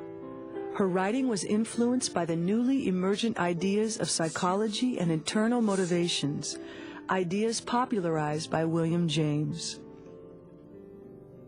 William James, I think, legitimizes an idea of the self as a locus of a lot of contradictions. In other words, it becomes possible to describe the individual as not being driven by one motive, noble or base, or a simple conflict of two motives knocking together like a couple of jars, but a whole swirl of possible emotions based on your upbringing, based, heaven forbid, on your hormones. Lily's emotional confusion leads her to maintain her social standing while simultaneously denying it.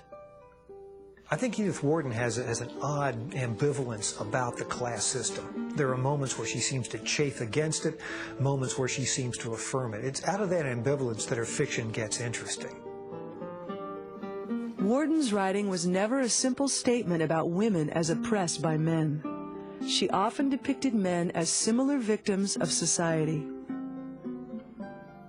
When we think about the leading men in Wharton's fiction, rather than the cads in the background, we still have a problem. These are people with a lot of personal charm and sometimes with a lot of moral force, but they often hesitate in ways which are excruciating just when women need them, just when they could break away from social habit and become something new and independent. Wharton's own marriage ended unhappily. In 1911, she separated from her husband and moved permanently to France. She returned to accept the Pulitzer Prize for the Age of Innocence and an honorary degree from Yale University. Having written more than 50 volumes of novels and short stories, Wharton unlocked the parlor rooms of the Gilded Age. She exposed the psychologically complex world of the social elite at a time when the traditional boundaries of class and consciousness were being reshaped by social change. But I'd say in her New York, the windows are open, and you can hear another world outside, a world which doesn't belong to that social class, a world which may be demanding admission or requiring the people in those drawing rooms and those opulent parlors to recognize that their city is populated by more people than just themselves.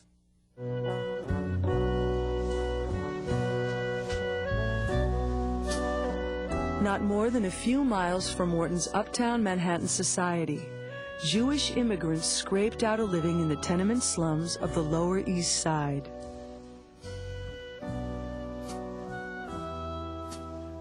Like Wharton, writer Anzia Yazurska described her culture in intimate detail. She spoke of the hopeless trap of poverty.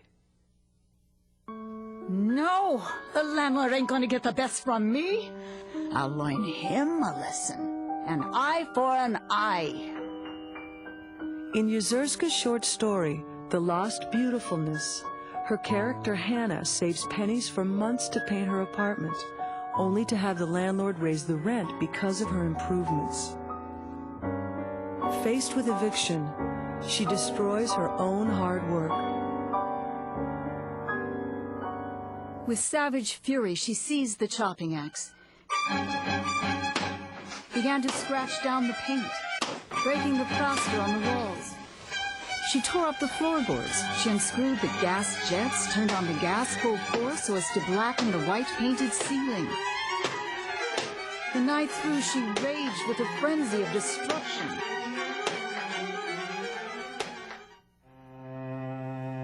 This demolished beauty, like her own soul, though killed, still quivered and ached with the untilled pain of life.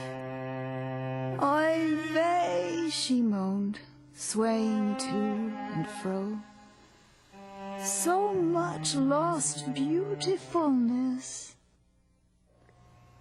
Her goal was to explain immigrant people to the rest of the Americans who were reading her fiction. And if we take as fact that the goal of social realism is to reform and to educate, then Anzia Yazurska is just as much of a social realist as Edith Wharton.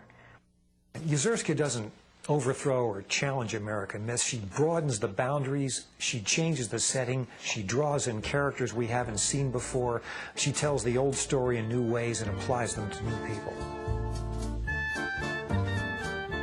Yazurska wrote from her own experience as a Jewish immigrant, coming of age in the early 1900s in New York City's Lower East Side. The Lower East Side would have been an extremely crowded, bustling, noisy part of New York City. Immigrants lived in crowded tenement buildings. Generally speaking, a building might have only one tap with running water, one water closet for people to use, so the conditions of life were extremely unpleasant. Yazurska's story is really miraculous. She comes out of what they call a shtetl, which is a dirt-poor environment in Eastern Europe, one of those Jewish settlements where nobody has anything. She's dropped into New York City at the age of 15. She learns English quickly. She attends Columbia University, and somehow out of that background, she becomes a master of English prose. As a young woman, Yazurska struggled to find success in America. She toiled in the sweatshops while attending night school to be a stenographer. In her autobiography, Red Ribbon on a White Horse, she remembers looking for a job. Again and again I was told, no Jews wanted. But I had to have a job, so I kept on answering ads. I could not give up the hope that somewhere, in some office, It wasn't a crime to be born a Jew. Just as Yezierska criticized social injustice, she also celebrated the promise of the American dream. In her novel, Bread Givers, a young girl makes enough money to feed her family for one more day and basks in her joy. It began singing in my heart the music of the whole Hester Street. The pushcart peddlers yelling their goods. The noisy playing of children in the gutter. The women pushing and shoving each other with their market baskets. All that was only coloring noise before melted over me like a new, beautiful song. Bread Givers delves below the surface of the Lower East Side, examining the process of assimilation, a painful transition for traditional Jewish families. The crisis in the Bread Givers is a classic ethnic crisis. How much do you accommodate America? How much do you join the kind of social freedom and turmoil of the emerging United States without losing too much of your own ethnic identity, without losing family, without losing those relationships which both restrict you and at the same time sustain you?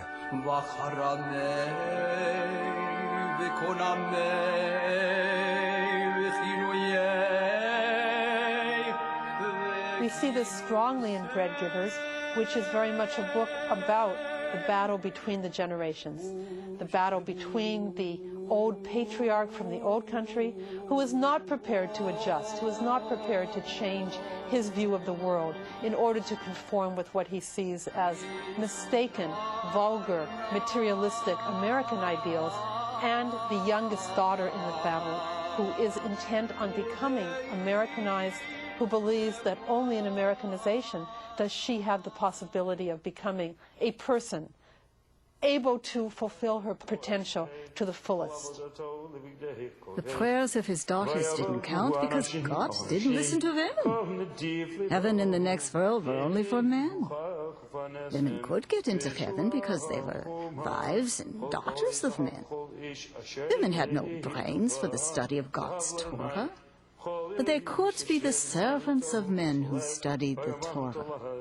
Only if they cooked for the men, and washed for the men, and didn't nag or curse the men out of their homes, only if they let the men study the Torah in peace, then maybe they could push themselves into heaven with the men.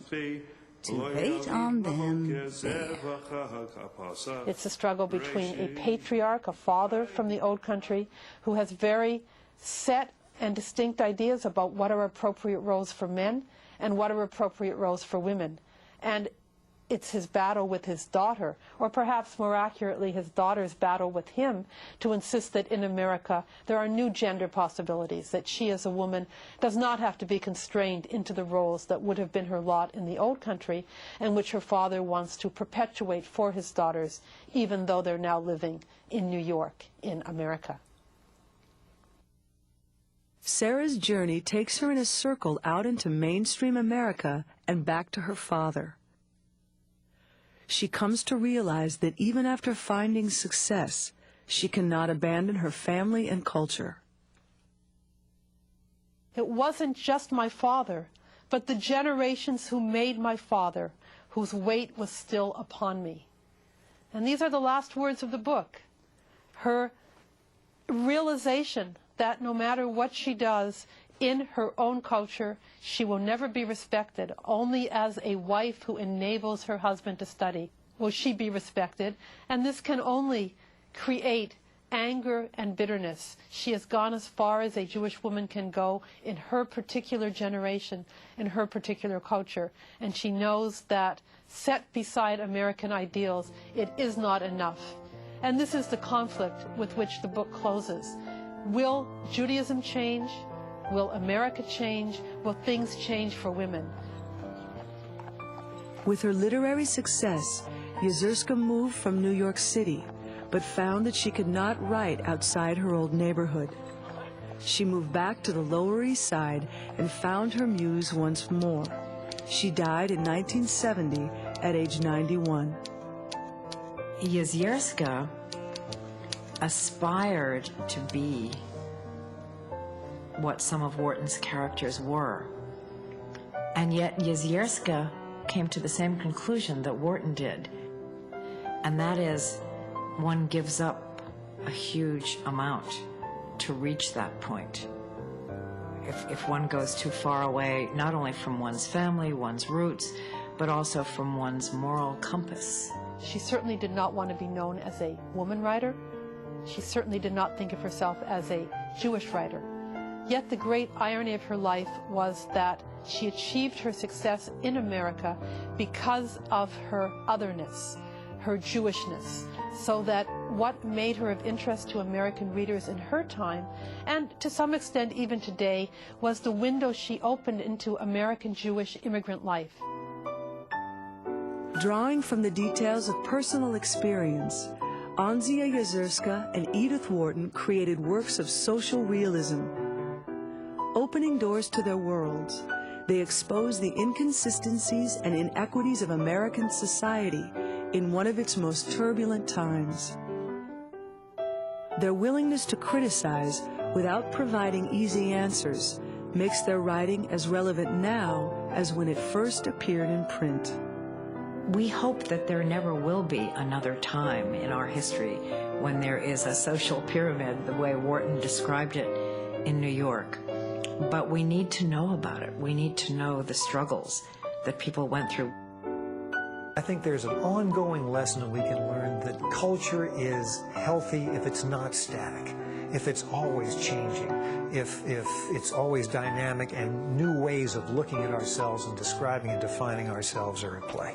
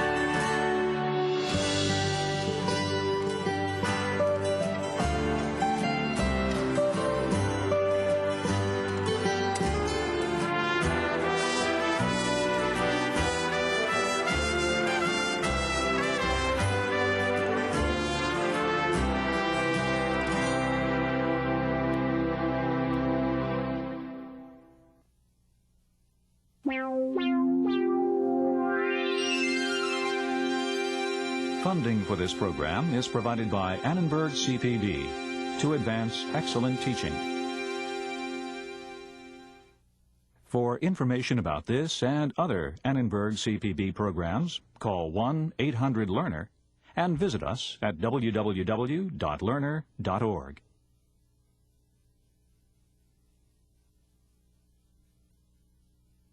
To learn more about the Annenberg CPB Channel series and workshops for teachers, how to take them for credit, how to buy them on video cassette, call 1-800-LEARNER and visit us at www.learner.org/channel. The Annenberg CPB Channel.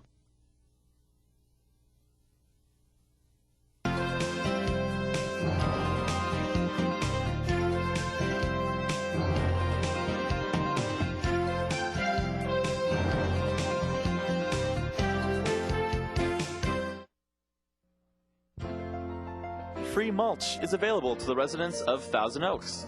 This combination of leaves and wood chips helps maintain moisture and prevents weed growth. Bring a shovel and some sturdy plastic bags to the Goebel Senior Adult Center, located at 1385 East Jans Road. For more information, please dial 805-449-SAVE.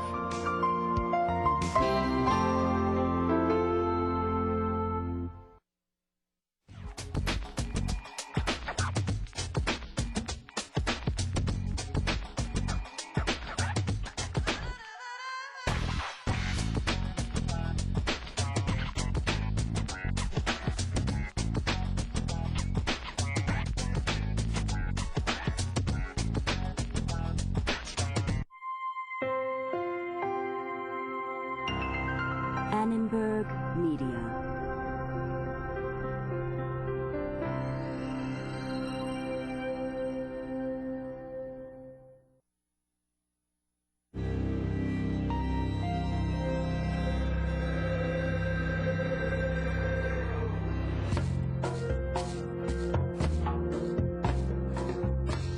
continent of North America appears to be destined by divine providence to be peopled by one nation, speaking one language, professing one general system of religious and political principles.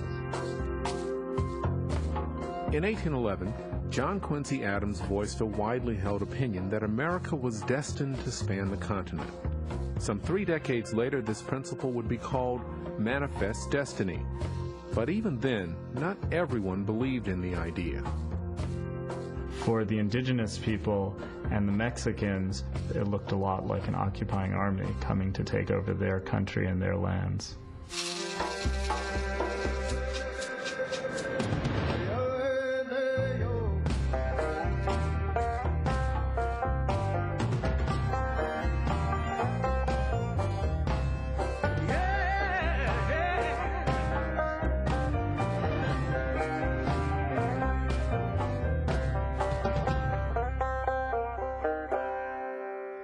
Almost every American history textbook has a chapter on westward expansion.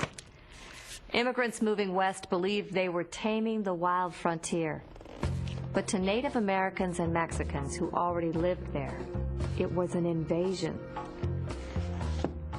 This was a complex era.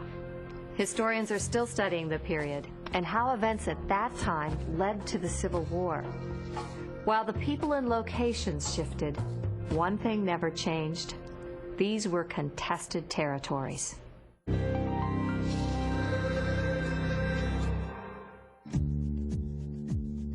Let the land rejoice, for you have bought Louisiana for a song. General Horatio Gates' 1803 letter to President Thomas Jefferson expresses a great excitement created by the Louisiana Purchase. Initially, all Jefferson had hoped for was to purchase West Florida and New Orleans from France. He never expected what Napoleon would offer. When Thomas Jefferson found it possible to purchase the so-called Louisiana Territory from France in 1803, he effectively doubled the size of the United States with a stroke of a pen. For a mere $15 million, he was able to acquire most of the territory from the Mississippi River to the Rocky Mountains.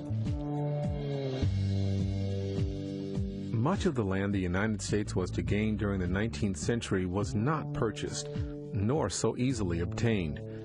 Instead, American presidents and politicians used a variety of tactics to acquire territory, including negotiation, coercion, and conquest.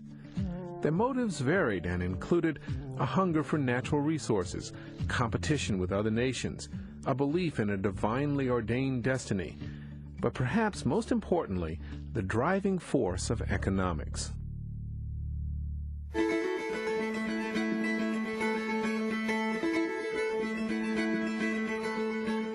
When Eli Whitney patented the cotton gin in 1794, he may not have imagined the full impact his invention would have on the nation. The cotton gin revolutionized the production of cotton, increasing slaveholders' profits and spurring their desire for more arable land. The cotton gin, almost overnight, made widespread cotton cultivation profitable for the first time in the American South. At the time of American independence, almost all the cotton grown in the United States was grown right along the Atlantic coast. But with the development of the cotton gin, with the development of a vastly improved transportation system, cotton cultivation moved westward rapidly. The demand for land was accompanied by a demand for more labor. In the 50 years between 1790 and 1840, the number of enslaved blacks more than tripled. The development of the cotton gin also had an impact on the lives of the Native American peoples living in the southeastern United States. The Cherokee, for example, they found themselves living right in the middle of land that was incredibly fertile and very desirable for cotton planters. Native American groups, including the Chickasaw, Choctaw, and Muskogee, resisted encroachment, using a variety of tactics, both nonviolent and militant. But in many cases, as with the Cherokee, tribal ties were fractured over the best means of resistance. Some chose to utilize elements of white American culture for their own ends. The Cherokee had an alphabet They had their own newspaper. They ultimately adopted their own constitution. Many, in fact, owned slaves, and many were very wealthy plantation holders as well. The Cherokees never wanted to become like the whites. They wanted to use some of the white man's cultural traits to protect the Cherokee homeland. Despite efforts at conciliation with their white neighbors, the Cherokee faced increasing pressure to move. The harassment and intimidation by whites became systematic. In fact, in 1830, President Andrew Jackson's annual message to Congress expressed a simultaneously paternalistic and hostile official policy toward native tribes. The red man is unwilling to submit to the laws of the states and mingle with their population. To save him from this alternative, or perhaps utter annihilation, the general government kindly offers him a new home and proposes to pay the whole expense of his removal and settlement. The Cherokee responded to these pressures by pursuing legal action to defend their land, eventually taking cases to the Supreme Court. But despite a judgment that favored the Cherokee cause, the federal government refused to enforce the ruling. One can talk about an obligation to Native American people, but when one got onto the frontier, these obligations very rarely were honored. When, in 1838, many Cherokee refused to leave their land voluntarily, they were forced by federal troops to move to present-day Oklahoma. The journey would kill approximately 1/4 of the tribe's population. The Cherokee were not the only people affected by large-scale removal. By 1840, nearly all of the Native American tribes who had once lived east of the Mississippi had been forced to move west of the river. The same economic and social forces that propelled settlers onto Native American lands would also fuel a continued drive into territory belonging to Mexico. In 1823, Mexico offered cheap land in its border areas to Americans in exchange for a pledge to become both Mexican citizens and Catholic converts. The Mexican government invited Americans in because they wanted to settle and populate this region to protect it from other European empires. By 1830, 15,000 Anglo settlers had moved into Mexican-controlled Texas, bringing 1,000 enslaved blacks. But the new settlers did not always agree with Mexican policies. Mexico declared slavery illegal in 1829, and the Anglo-Americans who had their slaves in Texas wanted to keep their slaves. This ultimately led to hostilities in 1836, in which the people in Texas declared an independent republic. 9 years later, the United States annexed the independent state of Texas. Not content to stop there, President James K. Polk sent troops into California, New Mexico, and territory south of Texas. Mexican troops, from their perspective, see U.S. troops invading their territory, engage them, justifying then the full-scale invasion of Mexico, both to the south and to the west. The fighting lasted nearly 2 years and ended with the signing of the Treaty of Guadalupe Hidalgo in 1848. It was a settlement in which Mexico ceded approximately 1/3 of its national territory to the United States.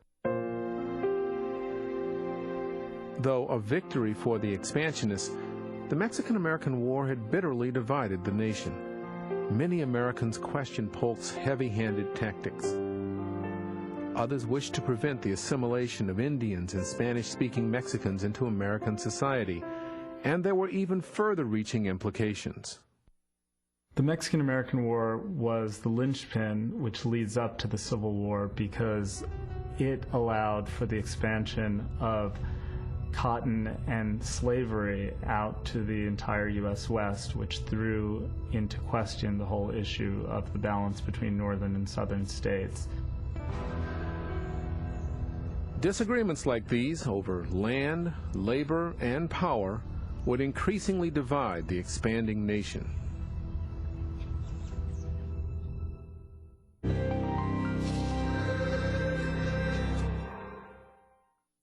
During the 1800s, people were moving all over the place.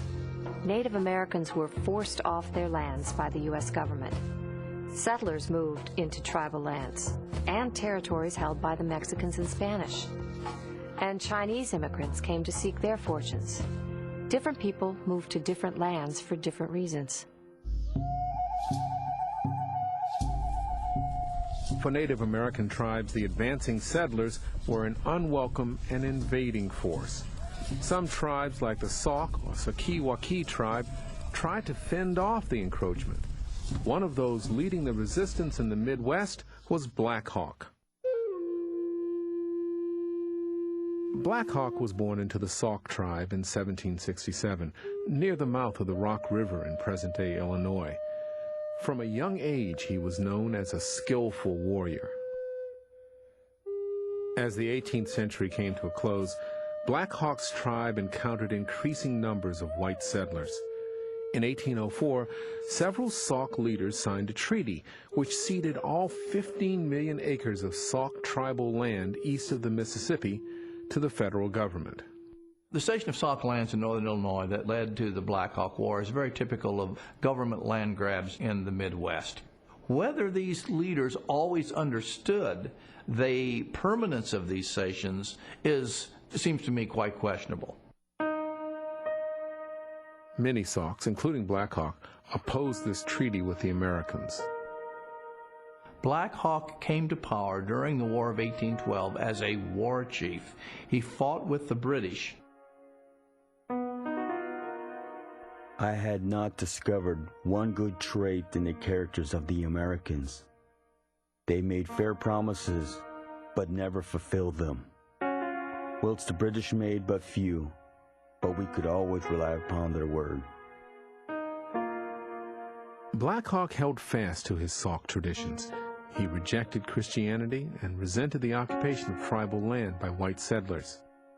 However, in 1816, he himself signed a treaty with the Americans.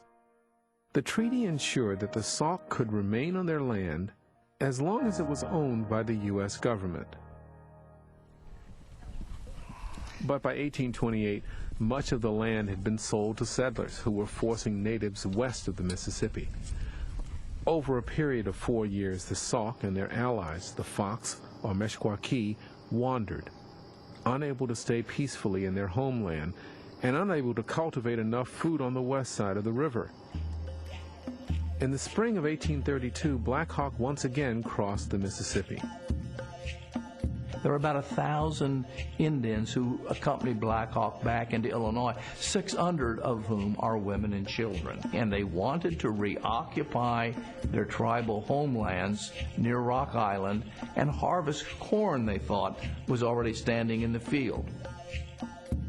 Confronted by American military forces, the Sauk and Fox Party tried to retreat across the river.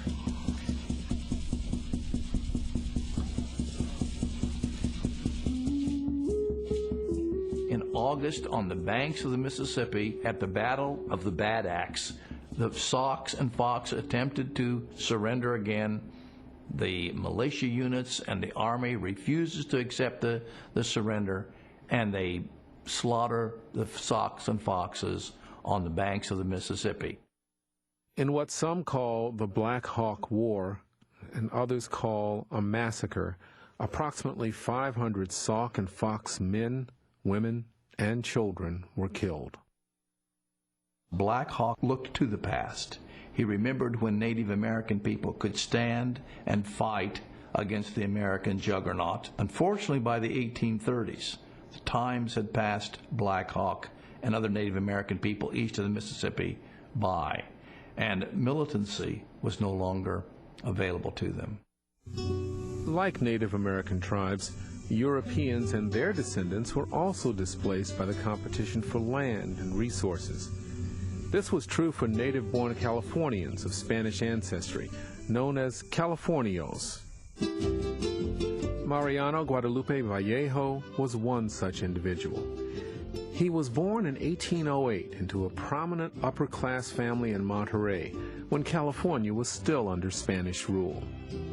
Those are, again, old populations that were well established. These were not newcomers to the area. From a young age, Vallejo was groomed for leadership and received a first-class education. He was 13 when Mexico won independence from Spain in 1821. Most wealthy Californios had embraced Mexican independence, but many, including Vallejo, quickly became critical of the new order.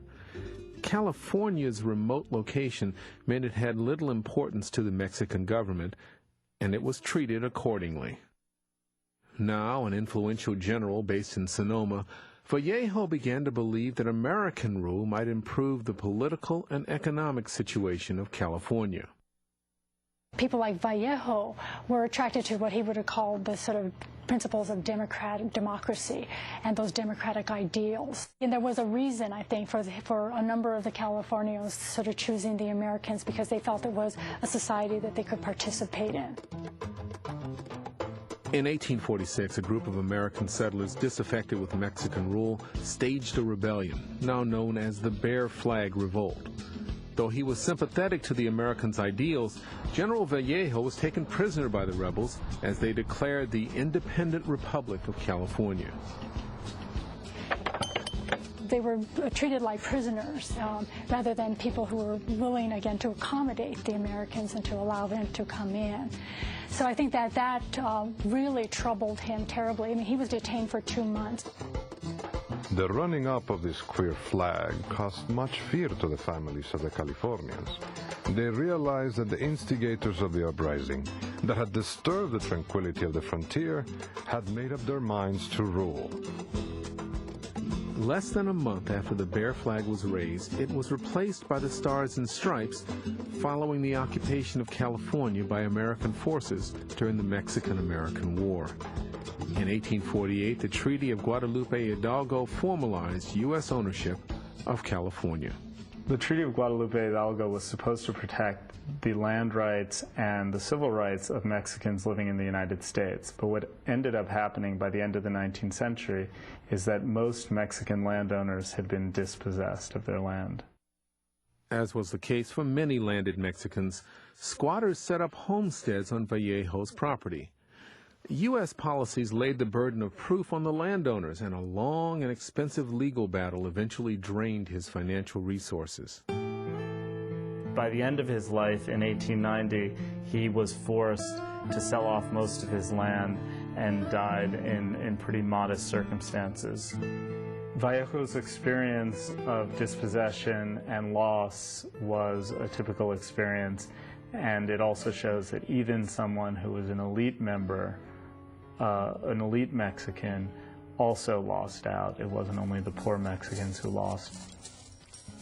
In addition to politically driven acquisitions, a new and unexpected economic development would radically change the region: the California Gold Rush.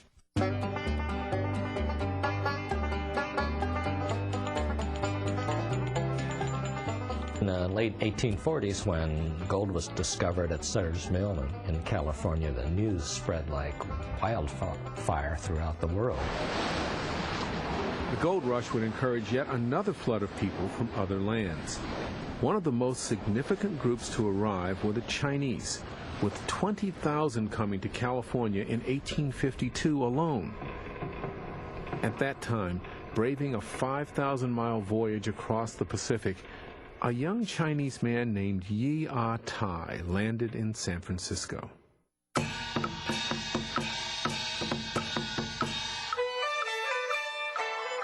California was called Gumsan, Golden Mountain, and the stories and the handbills that were passed around China, trying to get people to come to America, essentially built this legend that you could pick gold up off the ground or off of trees like fruit. And so he came with the same dream as people from Latin America and Europe, and everybody came with that dream. Unlike most Chinese immigrants, Ah Tai had learned English in China, With this advantage, he quickly became a leader of one of the many district associations established by the Chinese in San Francisco. Well, when the Chinese arrived in the gold rush, they immediately began to experience discrimination. The associations provided social structure and community support for newly arrived immigrants from China. For centuries, Chinese immigrants had been involved in farming, construction, and mining activities throughout the world. So many new arrivals already had critical skills for the frontier. Their proficiency created resentment among Anglo-Americans, and in 1850, California enacted the first foreign mining tax. A lot of the California mining taxes were enacted to protect white miners and to control some of the influx of immigrant miners. By 1860, Ah Tai had moved to La Porte in the Sierra Nevadas, where he operated a mining company. La Porte had a large population of Chinese miners who eventually formed their own Chinatown, but not without resistance. Chinese were an easy target. They were very recognizable, and there wasn't any protection for them. They couldn't testify in court. Despite the difficulties faced by the Chinese in America, Ah Tai managed to accumulate a significant amount of wealth during his life. However, this level of success was not the case for most Chinese immigrants. When they came to America, they grabbed every opportunity possible, just like other immigrants who came to America. Obviously, the dream of the American dream in the West certainly failed a lot of immigrants.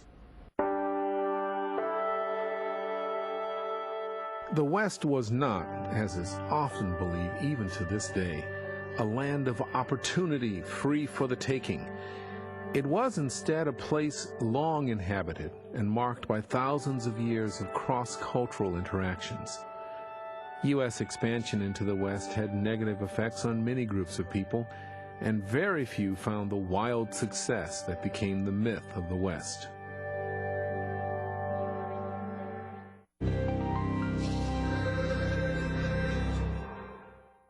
Contested territories changed hands again and again over the years. Some archaeologists are using amazing tools to study the remains. Like peeling the skin off an onion, they pull back layer after layer to expose the traces of history. Go! There's a general fear in archaeology that you will be looked at in the future just the way you look at some early archaeologists and you say, wow, if we had that to dig again, we would do it so differently. My name is Eric Blind. I'm an archaeologist here for the Presidio Trust. I'm working here in the Presidio of San Francisco, which is a former U.S. Army base, but is now a national park. Now we're working on this building, which is the Officers Club. It's a building that's gone through all these transitions that California's gone through, from the native tribes that were living here to the first Spanish colonists, to the Mexican Republic, through the early U.S. Army and all the 49ers, and now up until the Cold War. There's a lot of small players in the past that we know nothing about. But here through archaeology, because the ground has no bias, there's a lot of opportunity to democratize the past, to give people in the past a voice that they would never have otherwise had. The process of excavation is a process of destruction. When we started, it was just this stucco, so we started cutting this hole in the wall to see what kind of condition the adobe was in. It's a very big tension in archaeology, whether to preserve or to study. And it's really hard to do both. You never dig more than half of a feature, so that someone in 50 years, maybe with better technology, with more advanced research tools, can come back and look at that same thing and compare their findings to your findings. The tension between preservation and study is often really aided by technology. So we're going to want to take a sample of this area because I want to see the detail of the adobe and maybe also check out the rate of deterioration that's going on. And we can come back 6 months, do another 3D laser scan, and see if the walls have moved, if there's any sort of additional cracking going on, so we can really use the technology for preservation. Scanning will take 3 minutes. Archaeology is like a lot of other scientific disciplines where each generation stands on the shoulders of the previous. So this is the scan we just took. You can see the fireplace. And because it's a one-time science, especially the excavation portion, you can't go back and re-excavate something that's already been dug up. So we have one scan, and we can stitch multiple scans together to create a full 3D model of this room. The technology we're using is very advanced, and it's very good at collecting data. But you still need a human brain on the other end of that data, turning that data into some form of knowledge. So we'll use this scan as kind of a perfect spatial record of the Officers Club as it is today. So in case something happened, or in case you want to look at it 10 years from now, you can see exactly how it looked like in 3D space. See, I just think that's fantastic, because when I read archaeologist reports, even from the 80s, the best images we get is maybe a standard black and white 8x10 glossy of one image of what they did. And this, we've got a 3D model of exactly what we've uncovered. You just have to keep in mind that in the future, people will be able to do things faster, better, with different kinds of technology than we can today. So what we try to do is preserve as much as possible. And I'm sure sometime in the future they're going to look at the work I did and say, well, why did he throw that out? The U.S. government, European powers, and Native Americans competed for territory in the 19th century. Archaeology, ethnobotany, anthropology, and other disciplines help us understand the people who lived in these contested territories. Some people made fortunes. Some lost their land. Some lost their lives. They were all pulled by growing tensions between the North and the South, which threatened to divide the nation forever.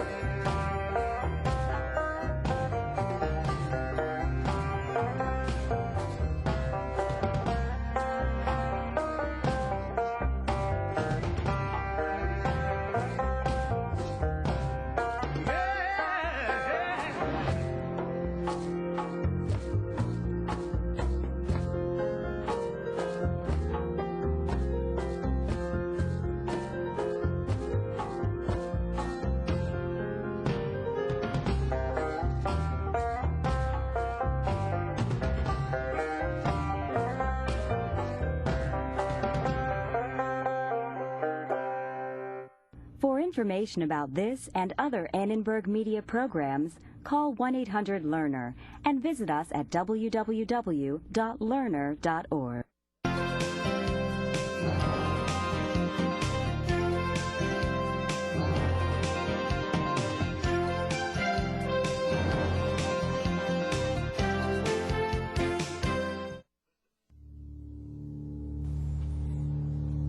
Would you let your teenage son or daughter gamble with $1,000? $10,000. How about your home? Binge drinking games are a popular party activity among teens and young adults in Ventura County. Excessive drinking is a competition. There's a variety of rules for getting drunk fast. Pushing the limits is the name of the game.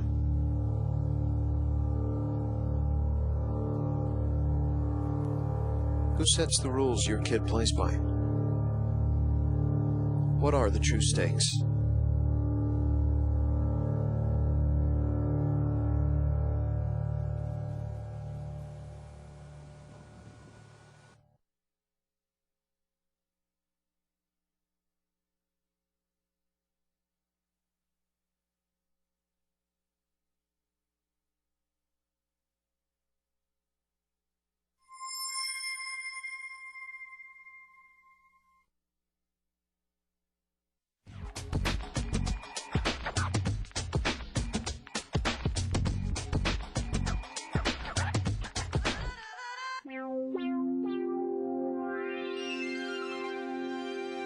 Funding for this program is provided by Annenberg CPB to advance excellent teaching.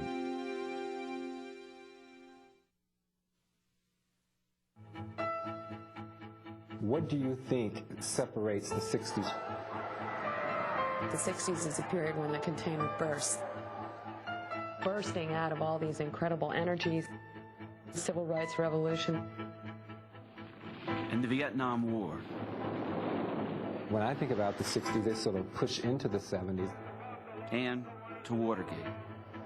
A tumultuous decade, the 60s, today on a biography of America.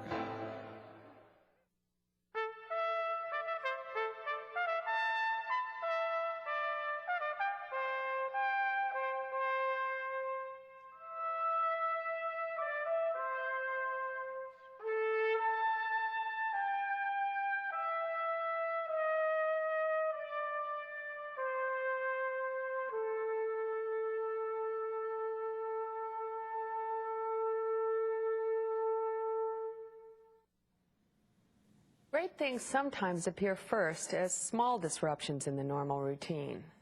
On February 1st, 1960, 4 freshmen from North Carolina Agricultural and Technical College walked into a Woolworth store in Greensboro, North Carolina. They sat down at the lunch counter and one said, "I'd like a cup of coffee." "We do not serve Negroes," they were told. But instead of leaving, the students stayed. Each day they returned to the Woolworth's lunch counter with more and more supporters joining them, and by week's end, 1,000 students, most of them black but a few whites, demonstrated in downtown Greensboro. Within 2 months, student demonstrations against segregation had broken out in 54 cities and 9 states, and by the end of the year, some 70,000 people in 150 cities and towns had participated in sit-ins. The participants knew from the beginning that they were making history. The movement that swept through the South and across the nation in the 1960s did not happen overnight. Its roots reached back to the African Americans who had struggled against slavery, and to Frederick Douglass and Ida B. Wells fighting terror and betrayal after the Civil War, and to the activists who'd opposed Jim Crow in the early 20th century, and more recently to the NAACP's legal victories and the Montgomery bus boycott of the 1950s. By the early 1960s, among African Americans all over the South, there was a spark of rising expectations. The federal government had begun to come around. President Truman had taken the first step after World War II, desegregating the armed forces. In the mid-50s, the Warren Court's landmark decision in Brown versus Board of Education had declared, after more than half a century of legalized race discrimination, that separate public facilities were inherently unequal and were therefore against the law. Pressured by the Brown decision, President Eisenhower grudgingly committed federal troops to escort African American students who went to register at formerly all-white Little Rock High School in Arkansas. It seemed that a second Reconstruction was underway. The movement had more money, more federal support, more grassroots organization, and a growing army of student volunteers to join community activists. In 1960, political organizer Ella Baker had helped the students to form their own group, the Student Nonviolent Coordinating Committee, known as SNCC. Meanwhile, Reverend Martin Luther King became the movement's charismatic leader. By the early 60s, hundreds of white volunteers, students, clergy, lay people moved by King's appeal to their consciences, had joined thousands of African Americans in the struggle. The revolution demanded activist courage in the face of potentially deadly violence. In May of 1961, CORE, the Congress for Racial Equality, organized freedom rides on buses from Washington to New Orleans, a direct action attempt to desegregate interstate transportation. In town after town, as they moved through the Deep South, the freedom riders were threatened, mobbed, beaten, and jailed. President John F. Kennedy and his brother Robert, the Attorney General, watched closely as the movement grew, but they worried about alienating powerful white Southern Democrats. And in truth, the Kennedy brothers were a lot more interested in the Cold War against communism than in dismantling segregation at home.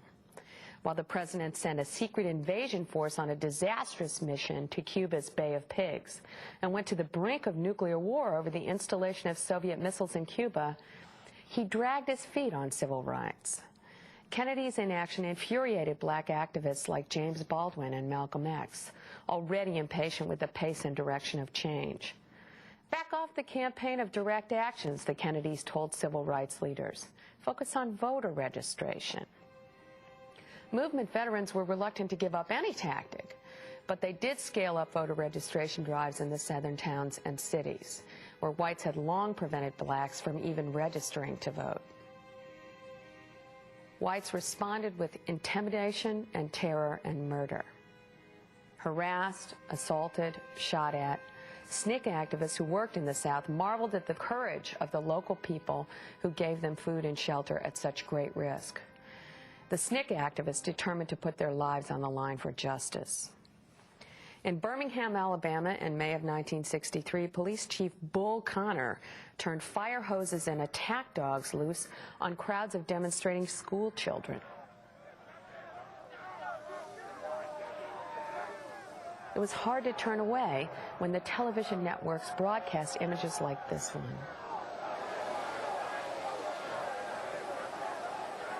These kind of events finally pushed President Kennedy to announce that he would introduce major civil rights legislation.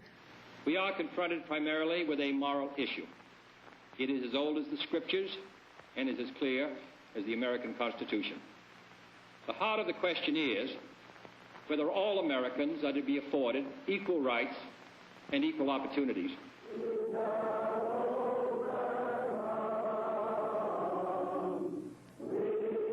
By August of 1963, a national television audience watched live on all 3 networks as Martin Luther King led the massive March on Washington and told about his dream. I have a dream that one day this nation will rise up and live out the true meaning of its creed, that all men are created equal. A new commitment, a new spirit. But President Kennedy was assassinated in November. The torch passed to the new president, Lyndon Johnson. Now, Johnson was sincerely dedicated to ending legal discrimination, but he was also calculating. He hoped to go down as one of the greatest presidents in history, and he believed that he could make his reputation for all time on the cause of civil rights. Civil rights legislation could be the cornerstone of a larger program of reform, a program to rebuild the cities, train the poor for jobs, provide health care to indigent and elderly people, to declare war on poverty and bring about a great society. We are going to build a great society where no man or woman are the victim of fear or poverty or hatred. Johnson was a human volcano, a contradictory personality who embodied the deep conflicts of his time. Full of good intentions and strong beliefs, he also had a huge ego and a legendary capacity for vulgarity and manipulation. A patriot, a pragmatist, and a self-deceiver, he was both good old boy and genius politician. Kennedy's sophisticated circle called him Uncle Cornpone, but he was also a master manipulator to the senators who had known his power as majority leader. Johnson's presidential press secretary, George Reedy, recalled that there was no sense in which he could be described as a pleasant man. His manners were atrocious, not just slovenly, but frequently calculated to give offense. And yet at the same time, Reedy said, Johnson was capable of doing something so magnificent that all of his nasty characteristics would fade. As president, Johnson had the experience, the savvy, and the nerve to push through the landmark Civil Rights Act of 1964. The act banned race discrimination in public accommodations, restaurants and theaters and hotels and motels, and outlawed segregation in state-supported institutions like schools and libraries and parks and playgrounds. It gave the Justice Department new powers to enforce citizen civil rights, and it established a commission to handle discrimination in private employment. And with the word inserted almost as a joke into Title VII of the law, a provision that would have an impact nobody foresaw at the time, the act even banned discrimination on account of sex. In Johnson's words, the revolution had been written in the books of law. But for SNCC volunteers who lived with the fear and reality of bloody violence, who had seen the effects on African Americans of the grinding poverty and denial of basic opportunity and attacks on human dignity. The Civil Rights Act was a halfway measure. It was just too little, too late. When the Mississippi Freedom Democratic Party, a SNCC-led group, went to the Democrats' 1964 presidential convention in Atlantic City and challenged the all-white Mississippi State Party's delegates' credentials, Johnson was furious. He tried to get the Freedom Democrats to go home and quit spoiling his convention. Freedom Democrat Fannie Lou Hamer, a former sharecropper and the granddaughter of slaves, saw Johnson's reaction as betrayal. In 1963, Hamer had been beaten nearly to death just for trying to register voters in Mississippi. "I question America," she said, as national television audiences watched, riveted. Is this America, the land of the free and the home of the brave, where our lives be threatened daily because we want to live as decent human beings in America? Another SNCC volunteer, Stokely Carmichael, put the matter differently. Black people, he said, had learned that they could not rely on their so-called white allies. African Americans needed to learn to fend for themselves, to develop black power. The real problem with violence is that we have never been violent. We have been too nonviolent.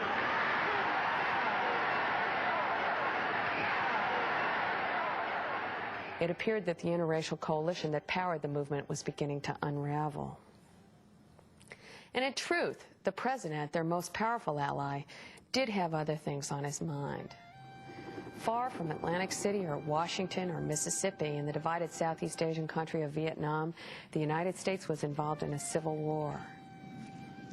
In 1964, few Americans could have located Vietnam on a map, but the roots of the conflict reach back to decisions made during and after World War II.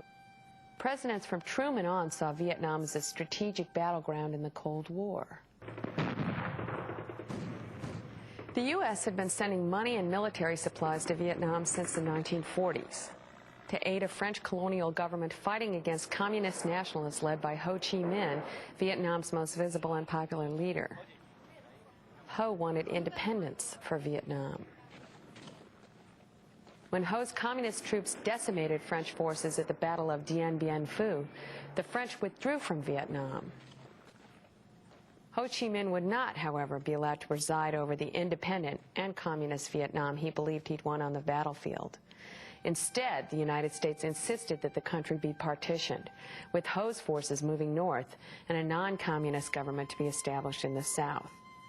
The result was a civil war, as Ho fought ruthlessly to reunify the country he believed had been split in two and stolen by imperialists. President Eisenhower had argued that the United States had to make a stand in Vietnam or risk the fall of Asian countries to communism like a row of dominoes. Ike committed hundreds of millions of dollars each year in aid to the government of South Vietnam. And President Kennedy increased the aid and began to commit American advisors to assist the South Vietnamese army.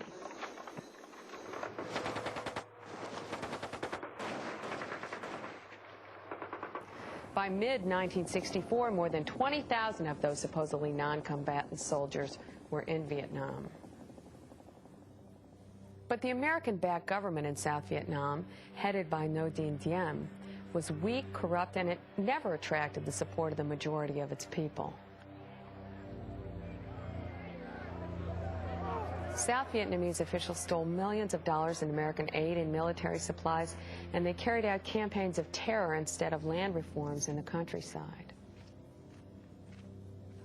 When a Buddhist monk burned himself to death to protest the Diem government's actions, the president's powerful sister-in-law, Madame New, joked that she'd be glad to provide the mustard for the monk's next barbecue. In the 1960s, most Americans did believe in the necessity of fighting communism. The American mass media pounded home the message of a communist threat on a daily basis. Johnson's policy advisors all agreed that he couldn't abandon South Vietnam to a communist takeover. Indeed, they said he should ratchet up the war against Ho Chi Minh and his supporters in the South, guerrilla fighters known as the Viet Cong, if Johnson hoped to win the war. Well, Lyndon Johnson wasn't going to be the first American president to lose a war, But he wanted to proceed gradually rather than to declare war against North Vietnam and commit enormous resources and huge numbers of American soldiers to fighting the war. And so, Johnson's Vietnam War began with a lie. In August of 1964, using a trumped-up attack against an American ship in the Gulf of Tonkin as an excuse, Johnson got Congress to pass a resolution giving him a free hand to do whatever he chose to do in Vietnam. By the time the United States finally admitted defeat in 1973, Johnson and his successor, Richard Nixon, had sent more than 2 million American troops, dropped 7 million tons of bombs when only 2 million tons of bombs had fallen in all of World War II. They'd sent transport planes to drop 1 million pounds of toxic chemicals, destroying half of Vietnam's forests. Hundreds of Vietnamese hamlets and villages were destroyed, and millions of Vietnamese civilians and soldiers had died. Over 58,000 Americans were killed, and an untold number of American troops returned to the United States permanently scarred physically, emotionally, and psychologically.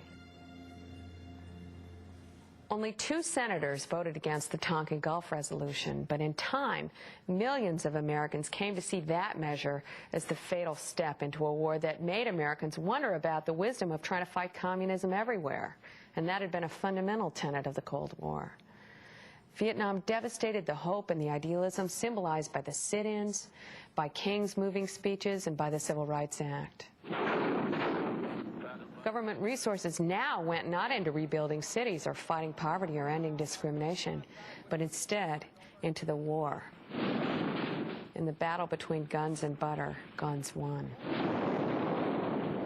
Nobody really knew what it would mean to win the war. The president said he meant to keep the promise of self-determination for Vietnam. But was that the same as keeping non-communist officials in power? Did winning require wiping out the Viet Cong or overthrowing Ho Chi Minh and reunifying Vietnam? Without clear objectives, how could the U.S. even know how to win? The men around Johnson buried their doubts. They tried to take all intelligence reports at their most optimistic, and if the news from the front wasn't good, well, they just made up some good news, like the notorious body counts, the aggregate figures of dead bodies found after battles who might have been enemy troops or might have been friendly civilians, but who were always counted as enemy dead either way. And those body counts reflected the most fundamental American problem. In a strange country, in a time of civil war, defending an unstable regime in the name of democracy, Americans never knew who was friend and who was enemy. Viet Cong and the North Vietnamese Army, however, were fighting on their home turf with clear purposes: reunify the country and win independence. Undeniably, many were also fighting to establish a communist government, and certainly their methods could be as terrible as those of their enemies. But every bomb that dropped strengthened Ho's resolve to keep fighting until American will failed. President Johnson and his generals kept telling the American public that the war was going well. It was almost won. There was a light at the end of the tunnel. But who was going to fight this foe? The soldiers were young, and disproportionately they were non-white and poor. Black activists furiously denounced a war in which, they said, the nation's most oppressed people were asked to make the greatest sacrifices. The promises of the Great Society have been shot down on the battlefield of Vietnam, making the poor, white and Negro, bear the heaviest burdens both at the front and at home. As draft calls rose and rose, the more affluent draft-age men found ways to get out of serving. Poor boys were nearly twice as likely as their better-off peers to serve in the military, to go to Vietnam and see combat. You could even break it down by neighborhoods. One study of Chicago found that young men from low-income neighborhoods were 3 times as likely to die in Vietnam as boys from high-income areas. More and more Americans, always a minority according to polls, but a large and influential minority, began to oppose the war openly, a war that was coming home to them on their television sets. Between 1965 and 1968, in hundreds of cities and towns across the nation, millions of people took part in demonstrations against the war. And as the tide of protests rose, people in authority began to regard everybody who opposed the war as the enemy within. Why? Oh, why? Lyndon Johnson seemed hardly aware that his efforts to win the war had led him into the very undemocratic practices of lying to the public and spying on the American people. Support for or opposition to the war became a test that divided friends and families and generations and classes. Young people raised in comfort and optimism looked at Vietnam, at the waste of the chance to solve so many problems at home, and they became angry and disillusioned.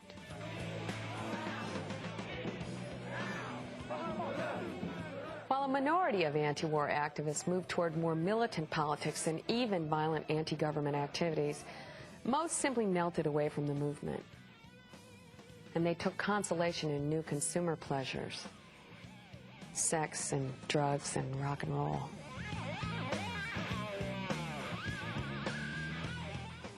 Vietnam brought the violence of the war into the nation's streets. And broken by his efforts to win an unwinnable and indefensible war, Johnson decided not to run for re-election in 1968. I have concluded that I should not permit the presidency to become involved in the partisan divisions that are developing in this political year. It was a devastating year. As Tim O'Brien, one of the finest chroniclers of the Vietnam War, recalled, 1968 was a year in which smart men in pinstripes could not agree on even the most fundamental matters of public policy. The only certainty that summer was moral confusion. The nation looked on stunned as first Martin Luther King and then Robert Kennedy, who was running for the Democratic nomination on a peace platform, were assassinated. Protests became more frequent and more violent. By a plurality, a deeply divided country elected that old Cold Warrior, Republican nominee Richard Nixon, to be President of the United States. We're going to enforce the law, and Americans should remember that if we're going to have law and order. Nixon had run a curious and brilliant campaign. He promised he had a secret plan to end the war, and he pounded away at the idea that something had to be done to restore law and order at home. Even as he moved to extricate the United States from the war, President Nixon took official deception to levels nobody had ever imagined. He ordered a huge secret bombing operation against Cambodia, Vietnam's neighbor and a neutral country. And Nixon and his White House staff also began to plan a massive campaign to control all sources of information about the war. Anybody who dared question American policy became, in their eyes, an enemy, and enemies could legitimately be spied on, bugged, and arrested. Early in the morning of June 17, 1972, Washington, D.C. police caught 5 burglars at the offices of the Democratic National Committee in the fashionable Watergate complex.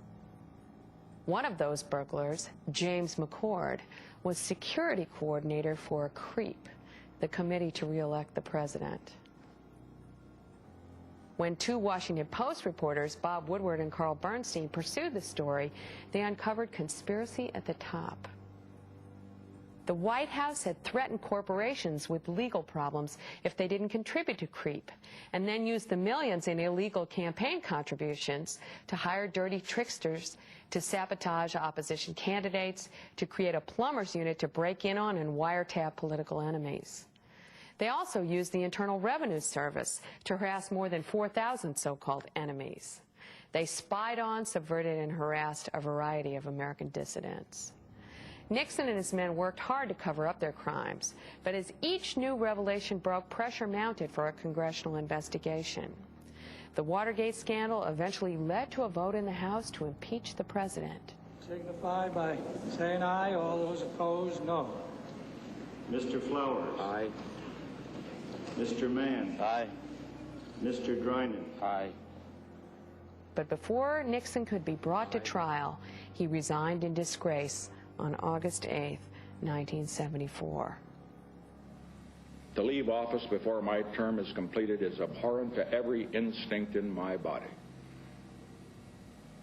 But as president, I must put the interests of America first. Therefore, I shall resign the presidency effective at noon tomorrow. President Nixon, like America in the 1960s, had discovered the limits of power. The price both paid was enormous.